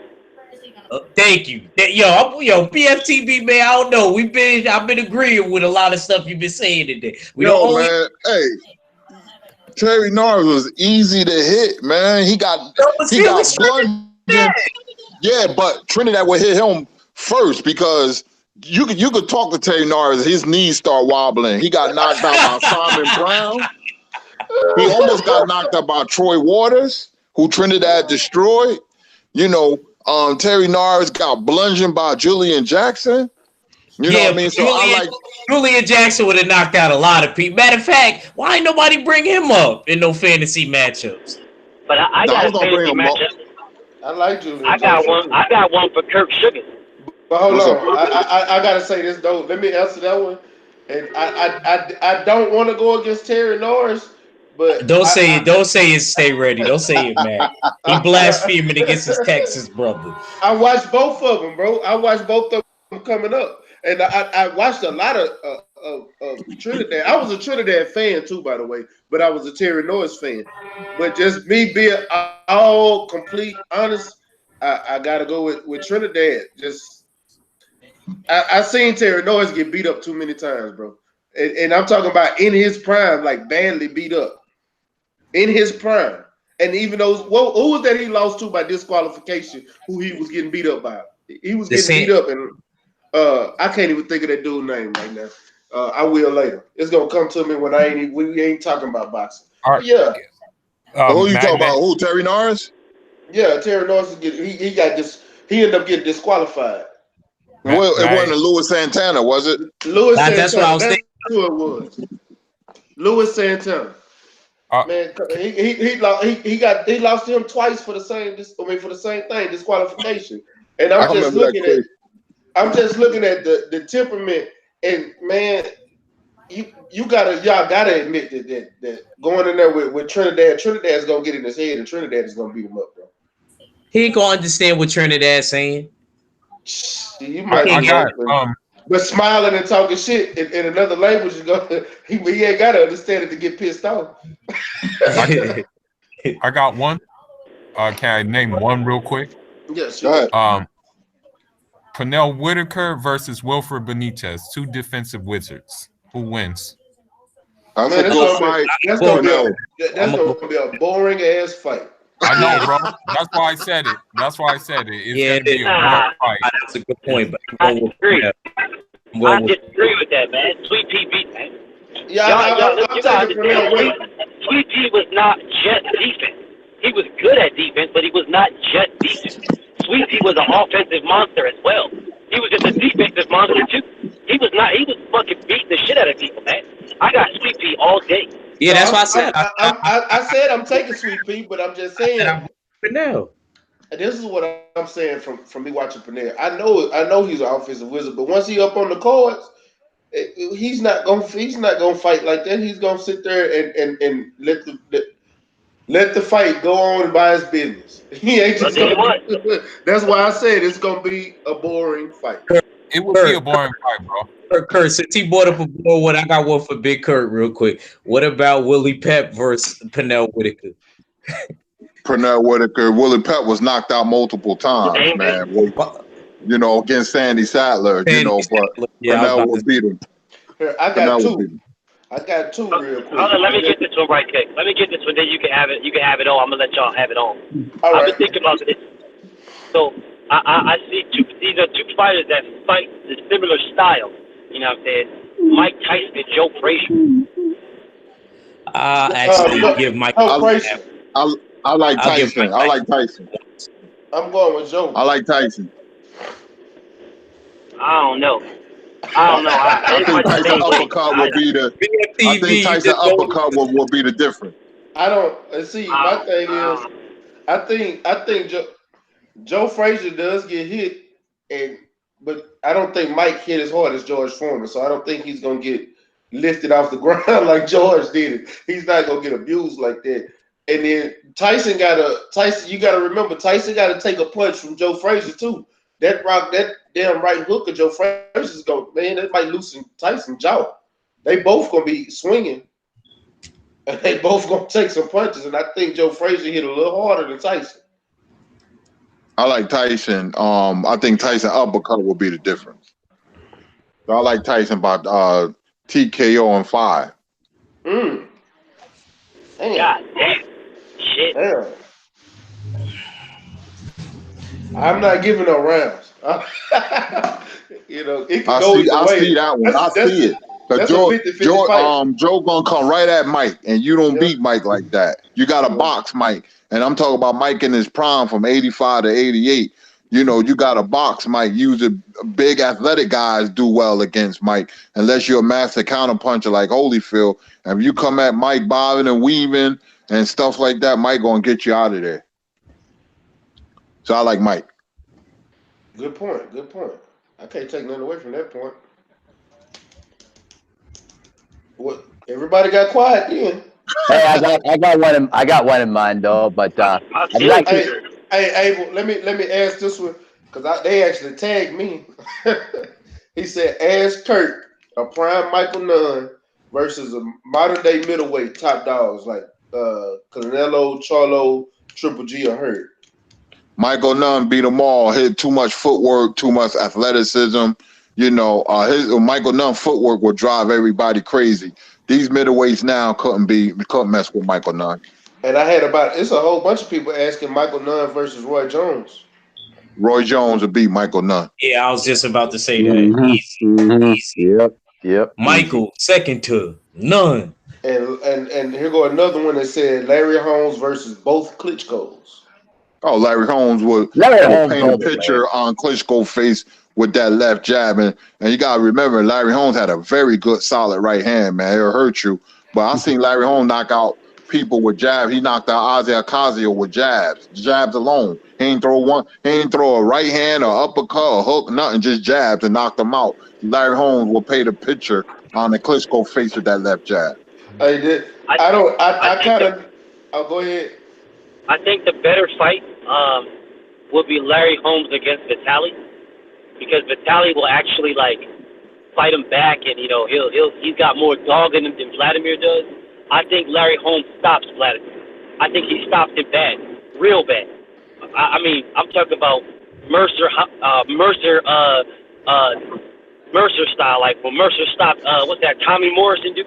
I think he stops him bad. I think he stops him like that, like real bad, because Vladimir don't got hurt like that. I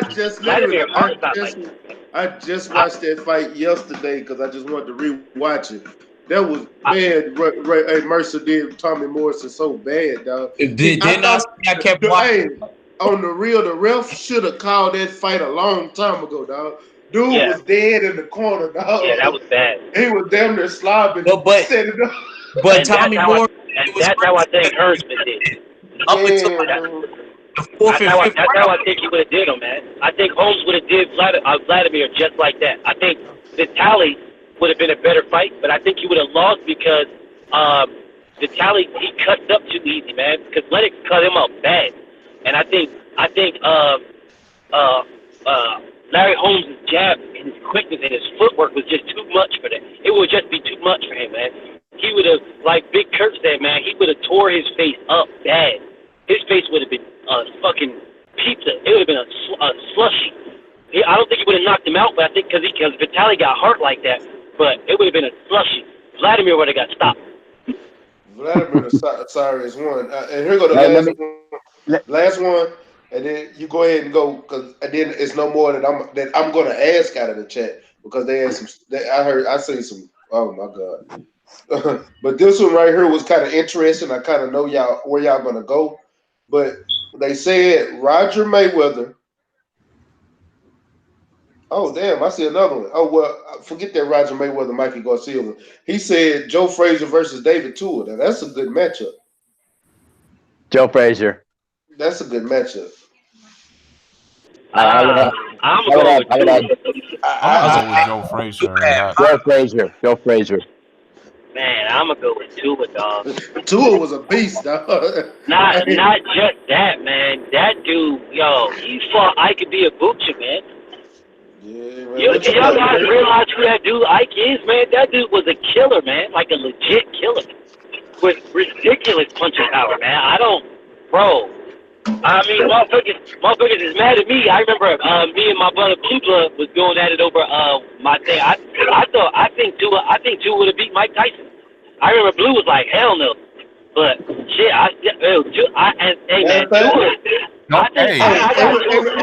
everybody going there because I got Tua on Mike Tyson too. What you think, Kurt? Me too. I like Tyson over Tua. What about Tua over Tyson? Joe Frazier? Tyson had hand speed. I'm talking about in his prime. Hand speed, head movement, and combinations. Tyson was a beast from 85 to 88, so I like him over Tua. But temperament, he wasn't gonna scare Tua either. He wasn't gonna scare Tua.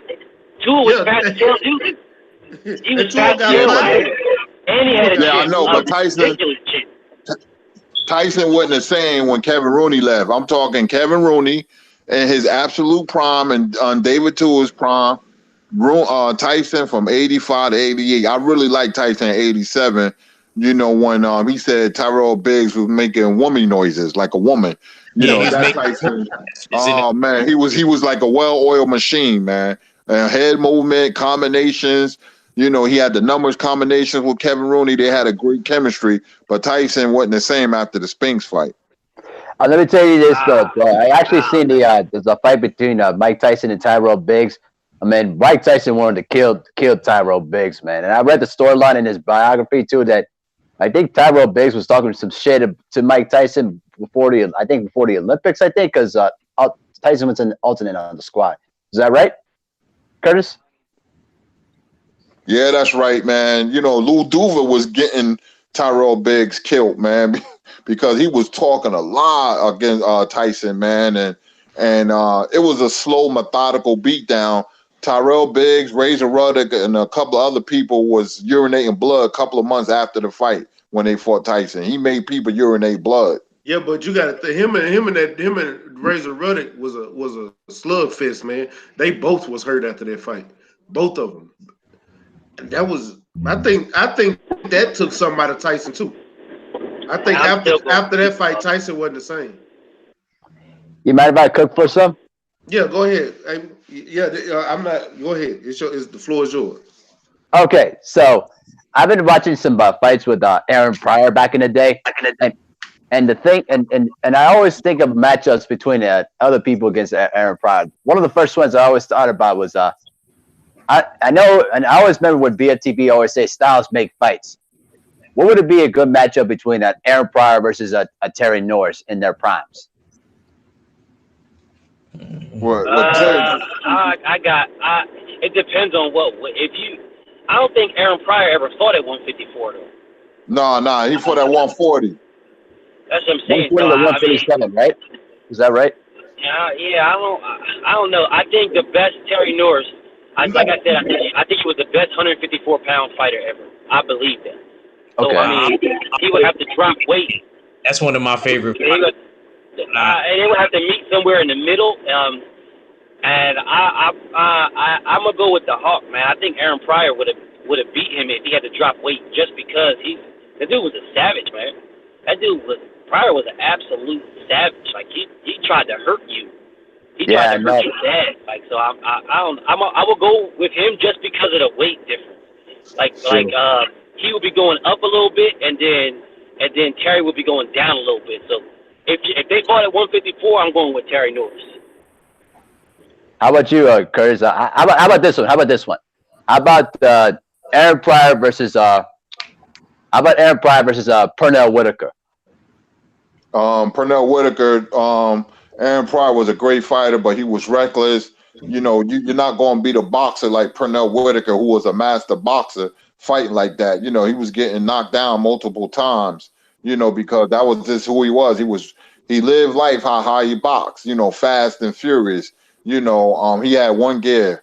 You know, that would work against Alexis Arguello or Antonio Cervantes, somebody like that. But against Pernell, it wouldn't have worked. Pernell would have sharpshoot him to death. Well, Abel Mahari, why you ain't bring up? I think a good matchup would be freaking Meldrick Taylor and Aaron Pryor. I'm going with Meldrick. I'm going with Meldrick. No. I would have to go with Aaron Pryor on this one because when Meldrick got hurt against Julio Cesar Chavez, bro, I mean, he got hurt bad, real bad. Julio Cesar Chavez could punch. Sure, he wasn't no pillow-fisted dude. Well, I agree with that, but I'm saying like when Aaron Pryor fought against Alexis Arguello, though, I mean, people tend to forget how powerful Arguello was, and then he was powerful.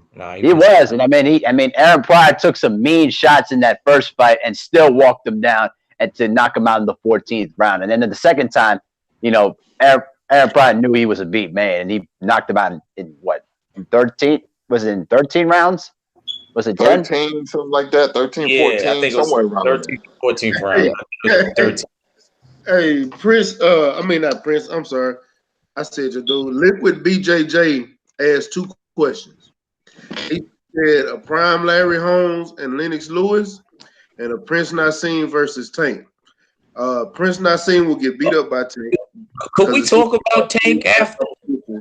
I don't know. I don't think so. I think Nassim beats Tank. I don't. I'm Marco Barrera beat the dog shit out of Prince Nassim.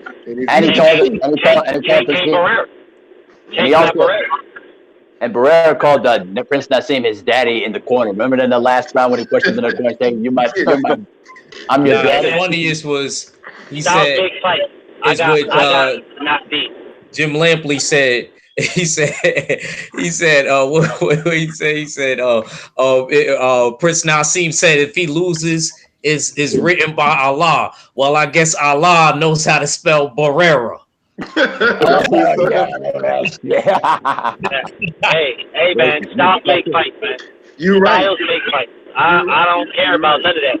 I don't care about none of that. What those 2 people are talking about. Prince Nassim was a bad boy, man. Prince Nassim was bad. He was a bad boy. He said, "Joe Davis in any type of adversary. We had not seen him in any deep waters, and Nassim would have put his ass in deep waters. If you touching this dude, laughing in his face, and Tank can't hit him, because Tank, you gotta realize Tank ain't no damn. He don't just go out there trying to get you going and go. No, he picks his shots. He's looking for a shot. If he can't get you with that shot he's looking for, then what? We haven't seen him do it. We haven't seen that. Then what? Because of the level of competition and a certain select type of fighter that he fights. So but you've never seen that. Then what? At the same time, when Nassim actually finally fought somebody of competition, you saw what happened to him. You didn't see him dancing and playing with Marco Barrera. Marco Barrera beat the hell out of him. He was playing with Kelly, and Kevin Kelly was a good fighter. He was a good fighter, but he wasn't top competition. Fighting Tank he was. Yes, he was. He was top competition. I think he was ranked like number 1 or number 2. Kevin Kelly was ranked like Kevin Kelly was ranked. I remember because that fight was in Atlantic City, if I'm not mistaken. Yeah, and he was ranked number 1 or number 2. And he you talking about Kevin Kelly and Prince Nassim? Yeah. It was at Madison Square Garden. Okay, yeah, it was. I know it was in the East Coast though. I knew that. I know for a fact, and he fought in Atlantic City. I forget who he fought in Atlantic City because I was at that fight. I didn't actually go into the fight, but I was at it. But it was just one of those things where I'm like, bro, and he a little ass dude too, man. He a little dude. I know. Nassim a little bit, but the big ass ass. He leave his hands down too much. I still see Tank clipping him. I see Prince. I don't, bro. I don't even see. Understand what everybody's saying. I understand what everybody's saying. I got it. I got it. But I have yet to see Tank Davis in any type of fight where there's adversary. All he fights is Mexican or Spanish fighters. You know, I agree with you with that. Nobody on his resume that's like a slick fighter. Nobody. Yeah, I agree with you. Ain't nobody on his resume. I agree with you. Nassim picks his ass apart. I believe Prince Nassim will pick him apart. And Prince Nassim wasn't no pillow fisted puncher. He ain't no pillow fisted puncher, dog. Prince Nassim was knocking motherfuckers out, and he was awkward as shit. The punches, he was throwing punches like his balance was crazy as hell. He always looked like he was off balance. Like one of them things, you know, them balloons that you can push, but they'll never hit the ground and they always bounce back up. That's what he looked like. That's what he reminded me of. One of them type of shit. So he was always there, and as he was coming up, he was throwing punches. He would lean in with punches. Bro, I don't see Tank beating him. I don't give a fuck. I don't see Tank. Matter of fact, I can see Tank getting stopped. He hasn't shown me anything that he can fight a slick style. Nothing. Well, Somebody just asked Marco Barrera versus Tank. I got Man, Tank. did y'all watch the nostril? Did y'all watch the press conference with nostrils? No, I saw some clips on Instagram. Oh, okay. Did you watched it, Kurt? I didn't see it yet. Oh, okay. I'm gonna watch it though. I have no.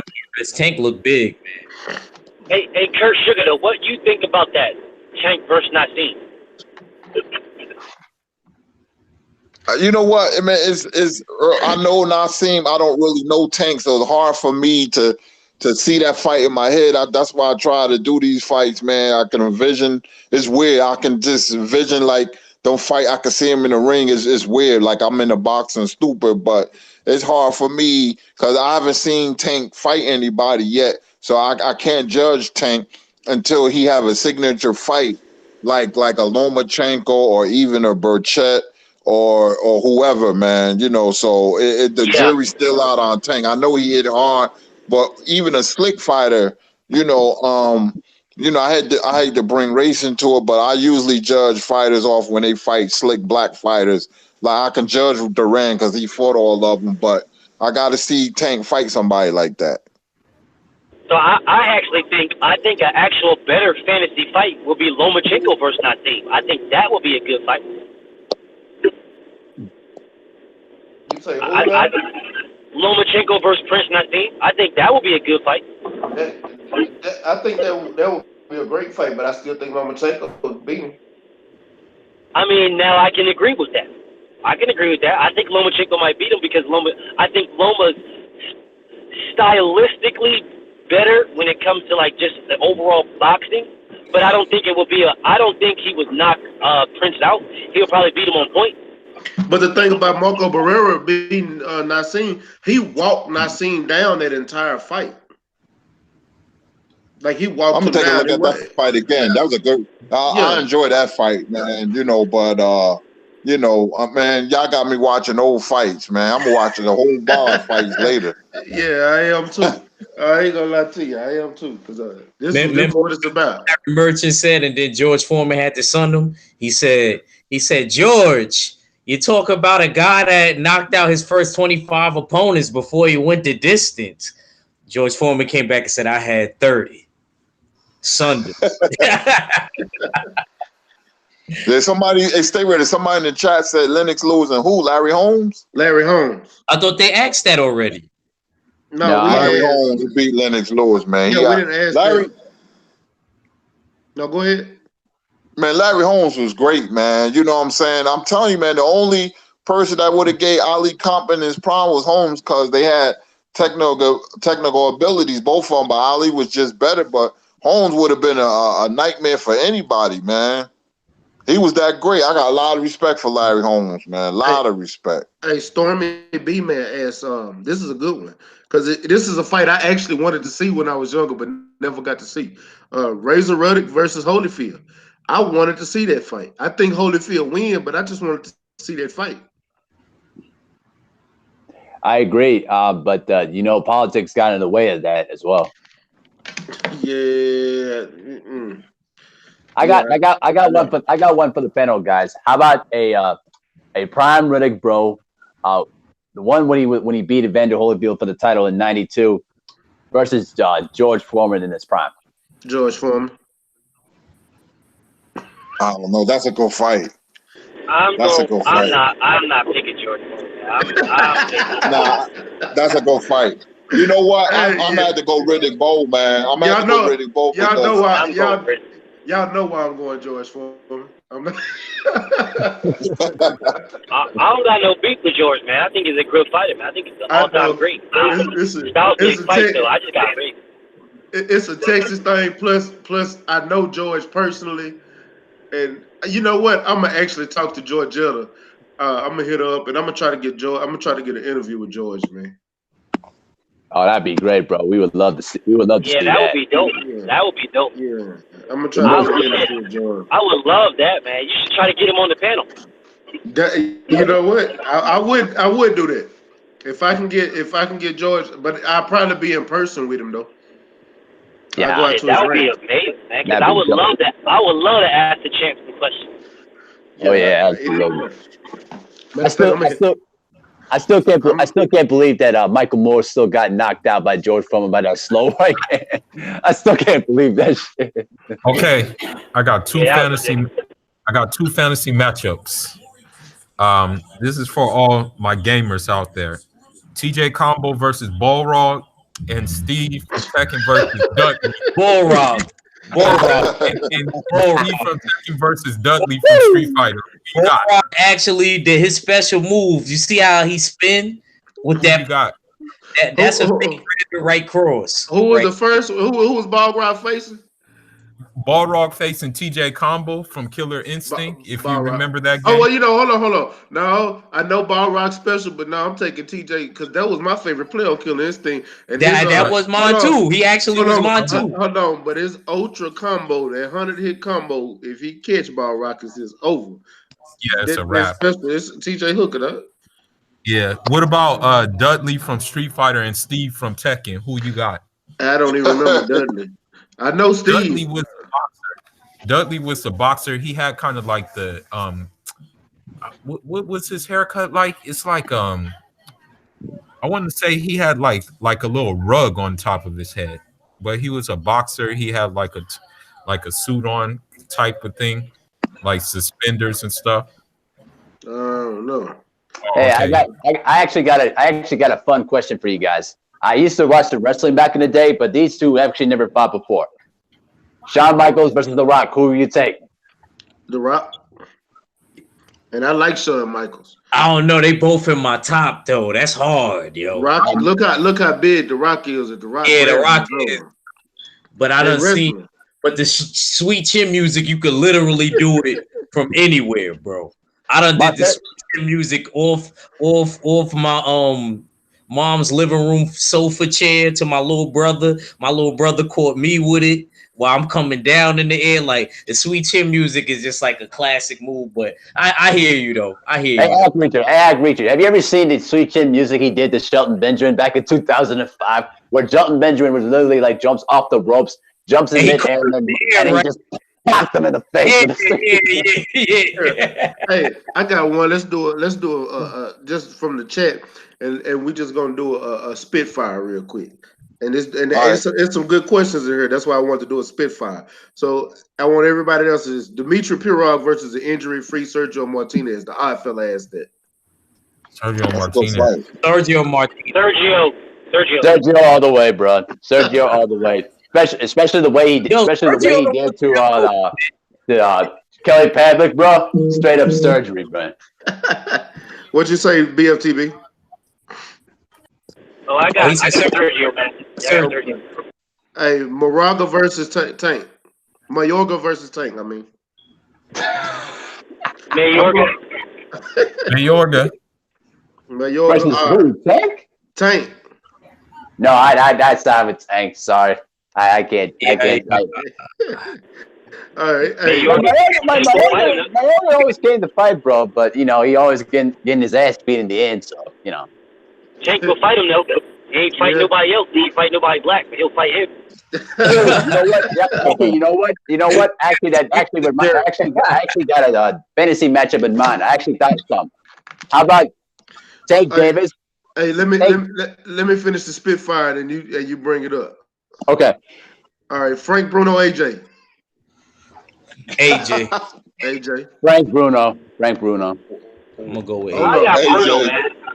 I got to pause because I want to know how y'all got Bruno. I'm not saying Because I don't nothing like against AJ. Bruno. I don't like AJ either, but I'm gonna be real about it. I ain't being real. I'm being fake about it. I'm being 100% fake. Yo, BFTV. He honest about it. He honest about it though. He honest about it. Yo, BFTV is an idiot. Yo. Hey, Wink your right versus Canelo. Y'all know where Winky Wright versus Canelo, and I'm going with Winky Wright beats the brakes off of Canelo. Winky Wright I used to use I'll be a boxing lesson night. Yeah. Winky Wright would destroy Canelo, bro. Yeah. Ray Mercer versus Anthony Joshua. Ray Mercer. And losing the whole fight, right? He would just come back and leave you slept. He leave you slept, yo. Ray Mercer's that type of fighter, man. If he was more busy, he would have beat Lennox Lewis because he was hurting Lewis at the guard, and you heard him a lot. That was a fight. I love watching that fight, man. One of the ones threw a mean one. I don't know neither one of these fighters, but I'm gonna ask because y'all might know him. One of the ones is Miyamoto Musashi versus Zotochi. Oh, he talk about Mayato Musashi is the Japanese double swordsman that the 5 Rings. Y'all ever read the book The 5 Rings? Musashi would get him. Musashi. I think Musashi. I like Zatachi. Zatachi's a classic. It was an old one. I think they made a remake, but it was a classic film I seen as a kid. Okay. Yeah. That actually was a good one. One of them ones. That was a good one, but I don't know, man. Mayato Musashi, man, he was such a tactical guy. So y'all, he knew how to get it. Like, hey, stay ready. Let me spit out this let me spit out this real quick. Okay. We were going off of the Mayoga stuff. I was actually going to think about this one matchup though. Vernon Forrest versus Tank Davis. Who you got? Vernon Forrest. No, Vernon Forrest too big. Vernon Forrest. I don't even know why you asked that one. No. It was just something I thought about it. So yeah, that was the easy one. All right. Hey, Tommy Morris versus Derek Chisora. Derek Chisora. You said Tommy Morrison or Derek Chisora? Yeah. Oh, I got Tommy Morrison, man. BFT. With or without the juice. BFT. I hear you. With or without the juice. Either way. With or without the steroids. I'm actually picking Tommy Morrison. We are talking about in his prime. If we're saying in his prime, then it's clearly with steroids. And I got Tommy Morrison. I got Tommy Morrison destroying that. Hey, I actually did it. Tommy Morrison can punch.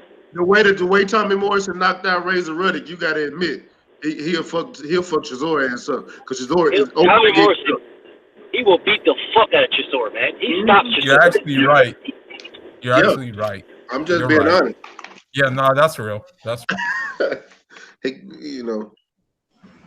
That was a good matchup right there. That was a good one. Okay, and this somebody asked Laura versus Brooke. They said pre-broken eye socket. Okay. Laura beats him bad, real bad. Laura does what he did. Hey, Alex Santos, Hurd don't have a chance. I'm sorry. I'm not even gonna ask that one. Hurd don't even have a chance. That was he asked Roberto Duran versus Jerry Hurd. Roberto Duran beat the hell out of Hurd.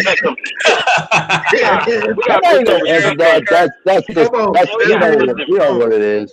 Yeah, you need to put some respect on Jared Hurd's name, man. I'm gonna pick somebody from my generation. Put some respect on his name. Jared Hurd's name needs respect on it. I know. I'm just Hey, this is a good one right here, and I can't even knock it. Hey, it's Earl Spence. This is welterweight. Earl Spence versus Felix Trinidad. Oh, Damn, Earl that's a Spence. crazy one. I'm going with Earl. I'm going with Earl. I got Earl, man. You got to Earl. Come on, Big Kurt.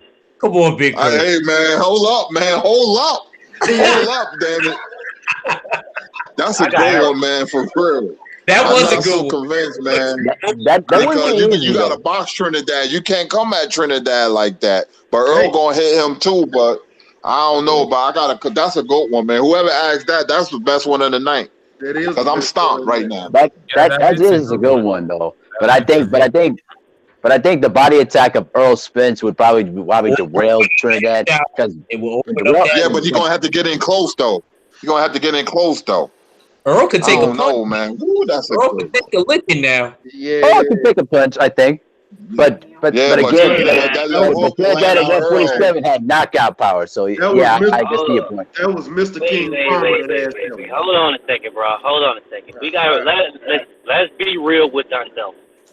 I seen Errol Spence take a shot and damn near get knocked like the fuck out. It was a bad shot.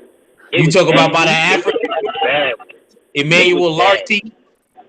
I think if listen, I'm picking Errol, but it ain't going to be easy.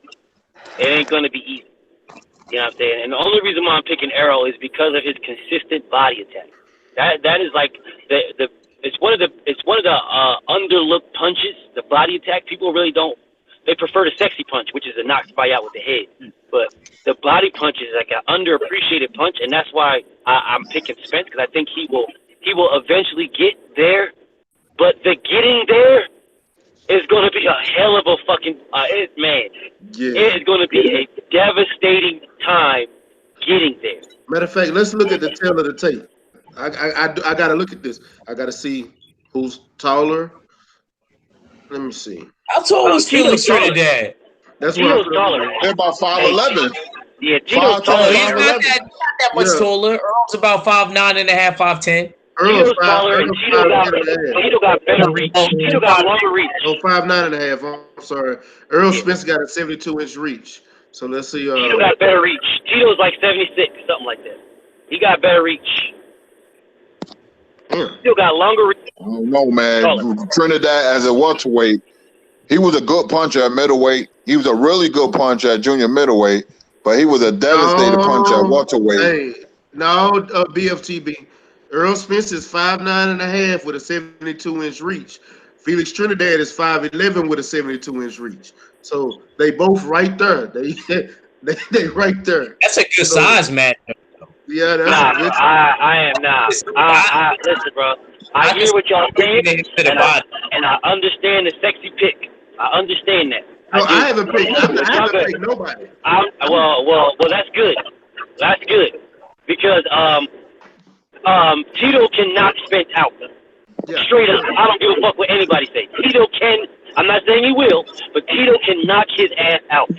He can knock him out. The same way Spence can knock him out. But I'm going to lean towards Spence because I think his body attack will eventually get there. But like I said, it's going to be the getting there that's going to be the problem. The getting there. Because what I seen Tito do to Joppy was just, man, bro. I see Earl get hit. And that shit looked bad. And if Tito hits him like he got hit with that, bro, the getting there is going to be the problem. I'm just leave it like that. Tears on my pillow, yeah. Hey, I'm gonna say this. Hey, Mr. King Palmer, I'm not answering that one. I'm not. I see people in the comments talking about Earl via knockout. I'm not answering that one because no. I'll come back tomorrow and we'll talk about it. But that's like me, man. That's why I refuse to answer the Roy Jones Andre Ward, man. I ain't answering that. I feel you. That was too hard for me. And y'all know I'm a Spence fan, but I'm a Trinidad. I was a diehard Trinidad fan back then. Like I was hurt when he lost to Roy Jones. I'm not lying to you. That hurt my soul. But that's what made me Not a me. Roy I was Jones a fan. Roy Jones fan all But day. that's what made me a Roy Jones fan. I had been watching him. I didn't like or hate him. I just was a diehard Trinidad fan. And when he lost to Roy Jones, that like hurt my soul. I'm not gonna lie to you. That hurt me. Hey, Alex Santos asked Bruce Seldon or Dillian White. Bruce Seldon had physical tools, but he was weak mentally, man. Yeah, I go with Dillian White. I'm going with Burnt Shrek. I got Shrek. Real. I got Shrek on that one. Because Shrek will get in his head. You know what? I got one. I haven't really asked one of my own. I've been going off the chat. This is mine. So I'm a Bernard Hopkins fan, so I'm gonna use this Bernard Hopkins one. I want to know what y'all think of a prime of one. This is at 168. Bernard Hopkins versus Andre Ward. Andre Ward. Who do y'all take and why? I got Ward. I got Ward. Because I think Ward will fight the style that B-Hop wants him to fight. B-Hop is not as athletic as Roy Jones. You know what I'm saying? B-Hop is an inside fighter, and Ward is an inside fighter. And I think Ward is just as, if not more smarter, but more athletically gifted than a B-Hop. I'm picking Andre Ward. I think not by no stoppage or nothing like that, but I'm going to pick Ward on point.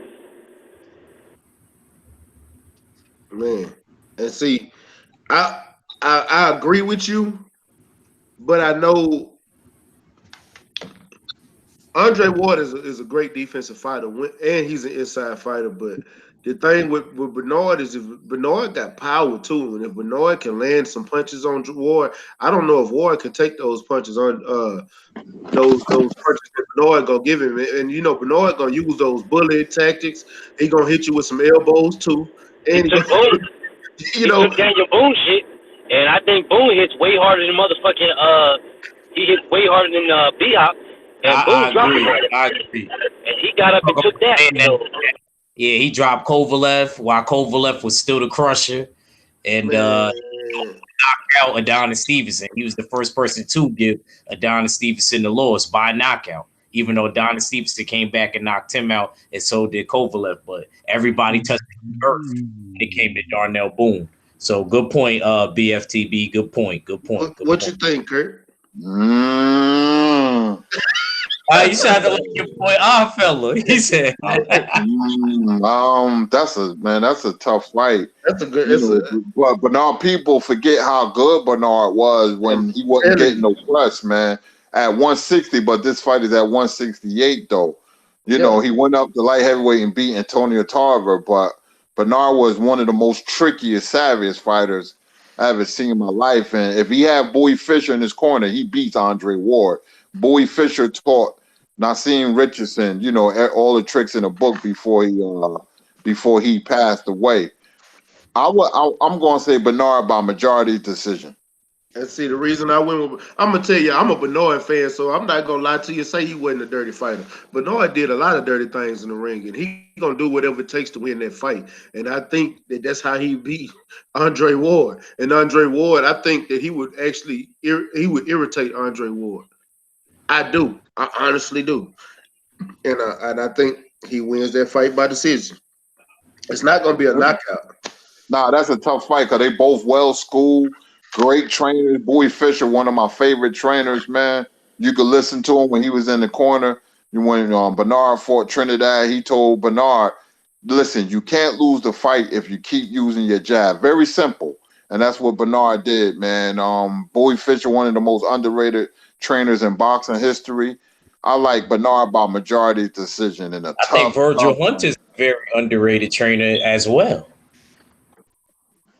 I think Virgil, he ain't no, Bowie Fischer. I ain't saying that, but I'm just saying, like, I think also Virgil Hunt is a very underrated trainer too. In my can I throw up a fantasy matchup real quick? What about Butterbean versus Jarrell Big Baby Miller? Who y'all got? I'm taking Butterbean because I got Butterbean. I got Butterbean right now because Big Baby Miller likes to fight old men. If he catch one of Butterbean's punches, he like to fight old men. He going to sleep. Butterbean, y'all gotta Butterbean hit hard, bro. Hard, real hard. When he almost knocking you out of the ring and he punching you in the center of the ring, he hits hard to be that big. You might punch him, but you gonna get hit with one coming inside on Butterbean. And I don't think Jarrell Big Baby Miller he gonna click his teeth a few times fighting Butterbean. Man, Miller gets hit, man. He gets hit a lot. Yeah. He got rocked by Jarrell Miller. If he got rocked by Gerald Miller, if he got not Miller, by Gerald Washington, yeah. If he got rocked by Gerald Washington, ain't no fucking way he's beating Butterbean. Ain't no way. No way. The only thing good about Jarrell Miller is that he's got stamina for a big guy. That's it. You got stamina for a big guy, cool. Gerald Washington hurt you several times. Bro, Butterbean stops him, man. Butterbean stops shit. Butterbean's not very good. Ain't no stoppage, BFTB. I don't know where you get that stoppage from. Butterbean is gonna knock him the fuck out. I mean, when I say stop, the corner might throw the towel. I don't think so. I think he's gonna be asleep before he get a chance to throw the towel in. Kurt, what you think? Come on, man. Butterbean ain't beating no Jarrell Miller. He said Butterbean ain't beating no Jarrell Miller. Man. That's the first time Kurt picked the young. Butterbean beat the shit out of Jarrell. And Kurt picked the young dude. Yo, if Jarrell Miller get beat by Butterbean, he can't come back in the United States, man. He gotta go back to his home country, Belize, bro. I got a matchup. Leonard Nostrils Ellaby or Eddie Hearn, who wins? No, it's Nostrils. It's not Ellaby. It's Nostrils. If you want me to be real, or you want me to be fake, real Eddie Hearn whoops his ass. Yeah, I got Eddie Hearn. Eddie Hearn. He's 6'7" and in shape. I got Eddie Hearn. Look like he got high blood pressure and a heart problem. I got Eddie Hearn. Yo, Mac is like he got high blood pressure. He look like he got diabetes. Like 6'5". I got Eddie Hearn by stoppage. Eddie Hearn, all he gotta do is keep the jab out there. That's all he got. Eddie Hearn by stoppage. I don't think Eddie Hearn can fight. Oh, so I'm picking Nostril.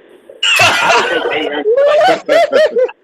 Listen, man, you're looking at height. The dude's 6'5", yada yada, but he was born with a silver spoon in his mouth. He probably never had to fight nobody in his life.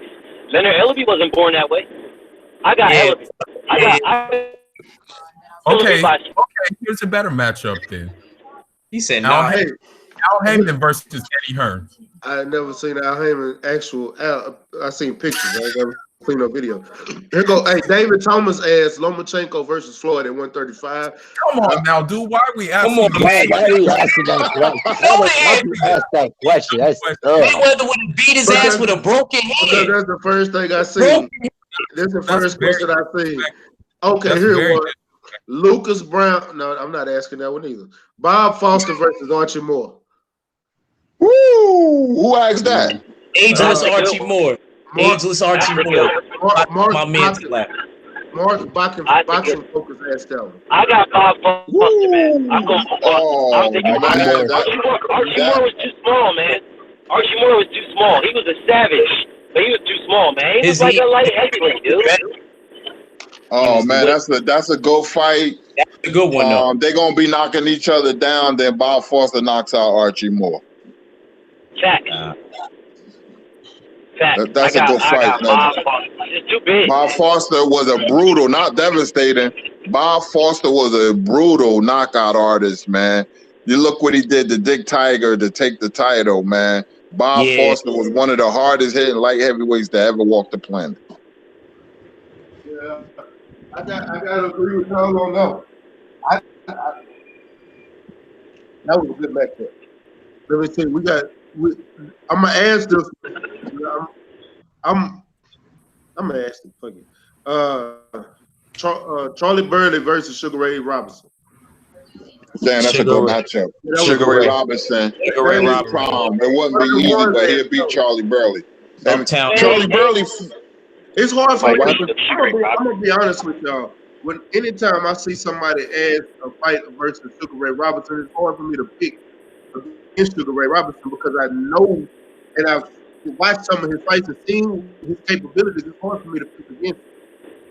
I mean, no fight is unbeatable, but at his prime, Sugar Ray Robinson was 132 wins, 1 defeat, and 2 draws.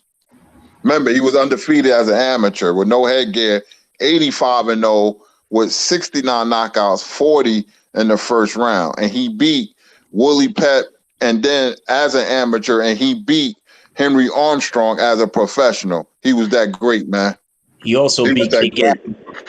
Hey, Yeah, I somebody, can't get, you know, but go ahead, what happened? Kurt. I said, go No, ahead. I was going to say that that's a good fight, and a lot of people say that Robinson ducked Charlie Burley because he was part of the Black Murderers Row because Lloyd Marshall and Eddie Booker and Black Murderers Row was beating people and knocking them out like Archie Moore and Ezra Charles, so they was no joke. But Charlie Burley, if you've seen Roy Jones, that was Charlie Burley. That's how he fought, just like that, just like Roy Jones. But great fighter, man. But Robinson beat him. Yeah, I'm actually gonna go back and watch some old Charlie Burley fights tonight. All right, I got one. Hold on, real quick. I want to ask this one. All right, let me give you one. This is actually a pretty good one, and he has Tank Bud Crawford versus Pernell Whitaker at 135. I got Sweet Pea. I got Sweet Pea, but not easy. It's not gonna be easy at all. Nah, it's not going to be easy. Why would I can't choose. I can't choose. I'm Terrence scared of Crawford. that one. I got Terrence Crawford. I'm with Bill. I got Terrence Crawford. I'm going with Terrence I Crawford. got Terrence Crawford beating Sweet Pea, and I don't care what anybody. Listen, Terrence Crawford has proved that everybody that you say it's not going to be easy. It's not going to be easy. He is a cerebral thinker in the ring. Cerebral. Like we look at his other skills. We look at his switch hitting. We look at his footwork, his positioning, his punch placement. You know what I'm saying? His viciousness. But he is a cerebral thinker. Cerebral. Where Floyd looked to take whatever you did good, he'd take it away from you and then just win on pop shots. What Bud likes to do, whatever you do good, he wants to do it better. If you are an aggressive fighter, he wants to be a better aggressive fighter, and he's got dog in him. Bro, I don't see Sweet Pea beating him, man. Styles make fight. I don't think that defensive stuff that Sweet Pea was doing all the time. Well, I think he would catch up with him, and I think he would catch up with him in a bad way. I see Bud knocking him out. Hey, a question for Curtis Anderson. Curtis Anderson. How about the guy who gave his first Ray Robinson his first loss, Jake LaMotta versus Carmen Basilio? That's a good fight, man. Damn, that will be a war, man. You know, that will be a war. They'll kill each other. I'm going to say a split draw. You know what, man? Damn, that's a good one. I'm going to say Carmen Basilio by majority. No, it won't be no majority decision. They'll kill each other. TKO in the late rounds, probably Basilio, man. I don't know. That's a tough one, man. God, dog, somebody, you stop me with that one. I'm gonna go with Bud. I'm gonna go with Jake LaMotta. I know Carmen Basilio was tough as old boots, man. He beat Ray Robinson, and LaMotta beat Robinson too. Then that's a tough fight. I got to think about that one, man, because that was a carbon copy. They be fighting each other. They had the same style. They were tough. Two of the toughest fighters I've ever seen, man. Damn, that's a good matchup. I'm stumped on that one. Okay, I got one. Robinson also knocked out Jake LaMotta, but let's talk about. I forgot all about Jake LaMotta for a second. You just brought him back up. I want to ask, since Jake LaMotta was one hell of a middleweight, who do you think win out of Jake LaMotta and Roy Jones? Oh, Roy Jones. Roy Jones. Easy. You think it'll be easy? Yeah. Yeah. Very. Yeah. Oh yeah. He'll take punishment, man. He'll take too much punishment. I know. Make fight, man. He gonna throw some haymakers in there. I got one. Roy Jones' style is too much, man. It would be too much, man. this is an all Latin showdown. So at featherweight, Wilfredo Gomez versus Eusebio Pedraza. One hard hitter. Gomez. Yeah, I You was got about to say Gomez. Wilfredo Gomez.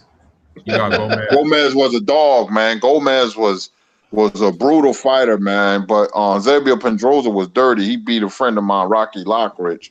You know, but Gomez will beat and knock out Pedrosa. He would knock him out, you think?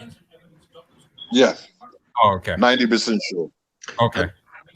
I got two last questions before we get off the panel because 78 coming on at 7. So I mean not 78. Y'all doing the interview? Yeah, with Lou DeVal. So y'all come over to World Breaker Fighting. Yeah. We got So Badu Jack trainer. Lou DeVal was the first fighter to knock Roy Jones down. We interviewed him the other night, but we're going to interview him tonight. Lou DeVal was a good fighter from the Bronx, New York. He knocked down Roy Jones. He lost a unanimous decision. And Lou DeVal's sister was a Golden Glove champion. Too. I ain't forget that. But Lou DeVal was a good fighter. He trains Badu Jack. Part 2, right? Just saying, I'm gonna end on these last two questions, and these are some nice ones. That's the only reason I'm asking them. He said, "How would 5'5" Homicide Hank Armstrong face versus Floyd or versus Earl Spence?" And then they asked Mark Boxing Focus. They asked Gene Tunney versus Bob Foster. Yeah, Mark Boxing Focus, man. I know this man. He makes a lot of sense. He must be some kind of historian with these matchups, man. He has another great matchup. I don't know, man. That Gene Tunney versus Bob Foster, real quick. That's a 50-50 fight because Gene Tunney had great footwork, man. He was 65-1. He only lost to Harry Greb as a light heavyweight. I went undefeated as a heavyweight. I don't know. I might have to take Tunney in a close decision over Bob Foster, man, because he was a pure boxer. And the other one, Floyd beat Henry Armstrong. Yeah, Floyd would beat him. What about Earl Spence versus Henry Armstrong? Henry Armstrong. Oh, Earl Spence, too big. Henry Armstrong was the featherweight champion, jumped over lightweight, won the welterweight championship at 133 pounds, then went back down to lightweight and won that title. Henry Armstrong was great fighter, man, but he was too small. Okay.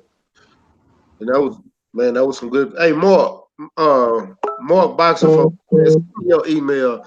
I want to bring you on one day. We do this again because he has another one called Harry Grill versus Sam Langford at 160.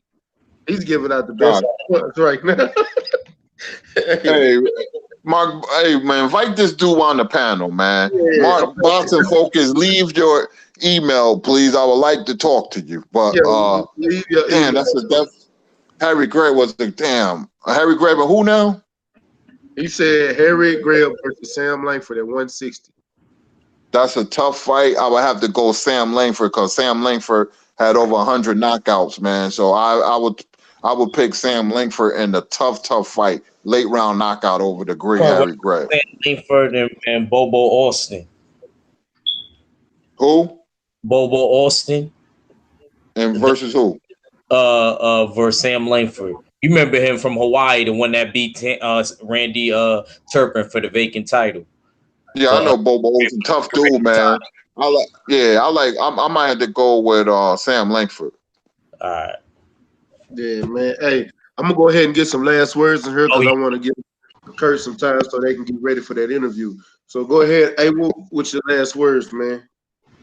Hey, man, I enjoyed the conversation, bro. A lot of matchups, a lot of discussions, man, and hope we do it again sometime, man. I enjoy being on the panel and enjoyed all the different points of view, and hope we can do it again in the future. Already, man. I enjoy having y'all on here, man. Fula, go ahead.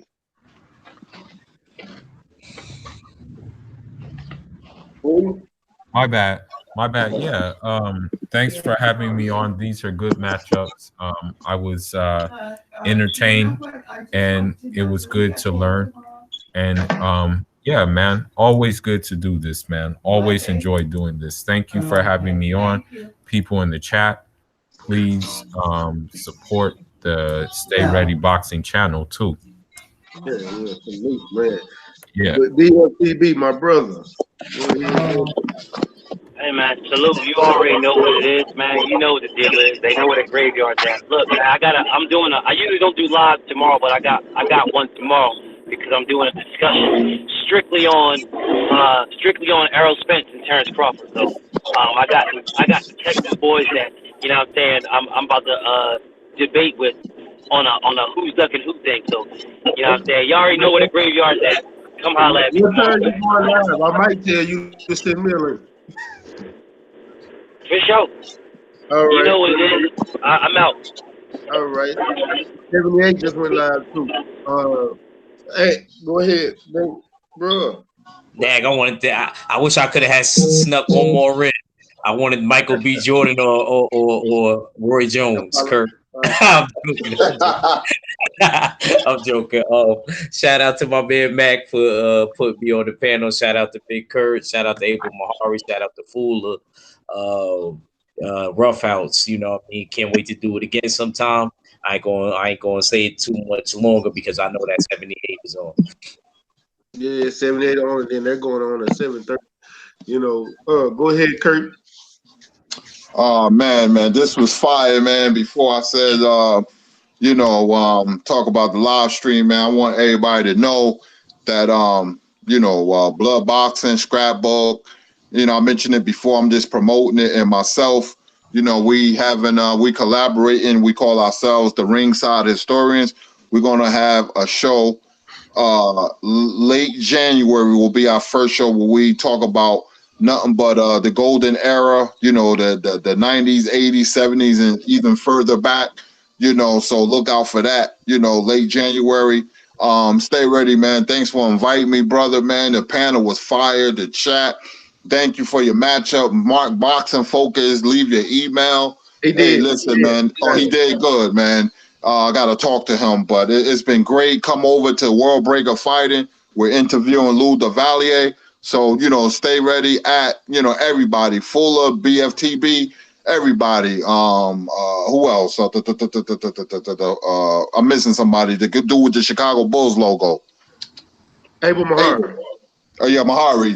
Him too, excuse me. But thanks, man. And like I always say, same bad time, same bad channel. Man, I appreciate everybody coming to the chat today, man.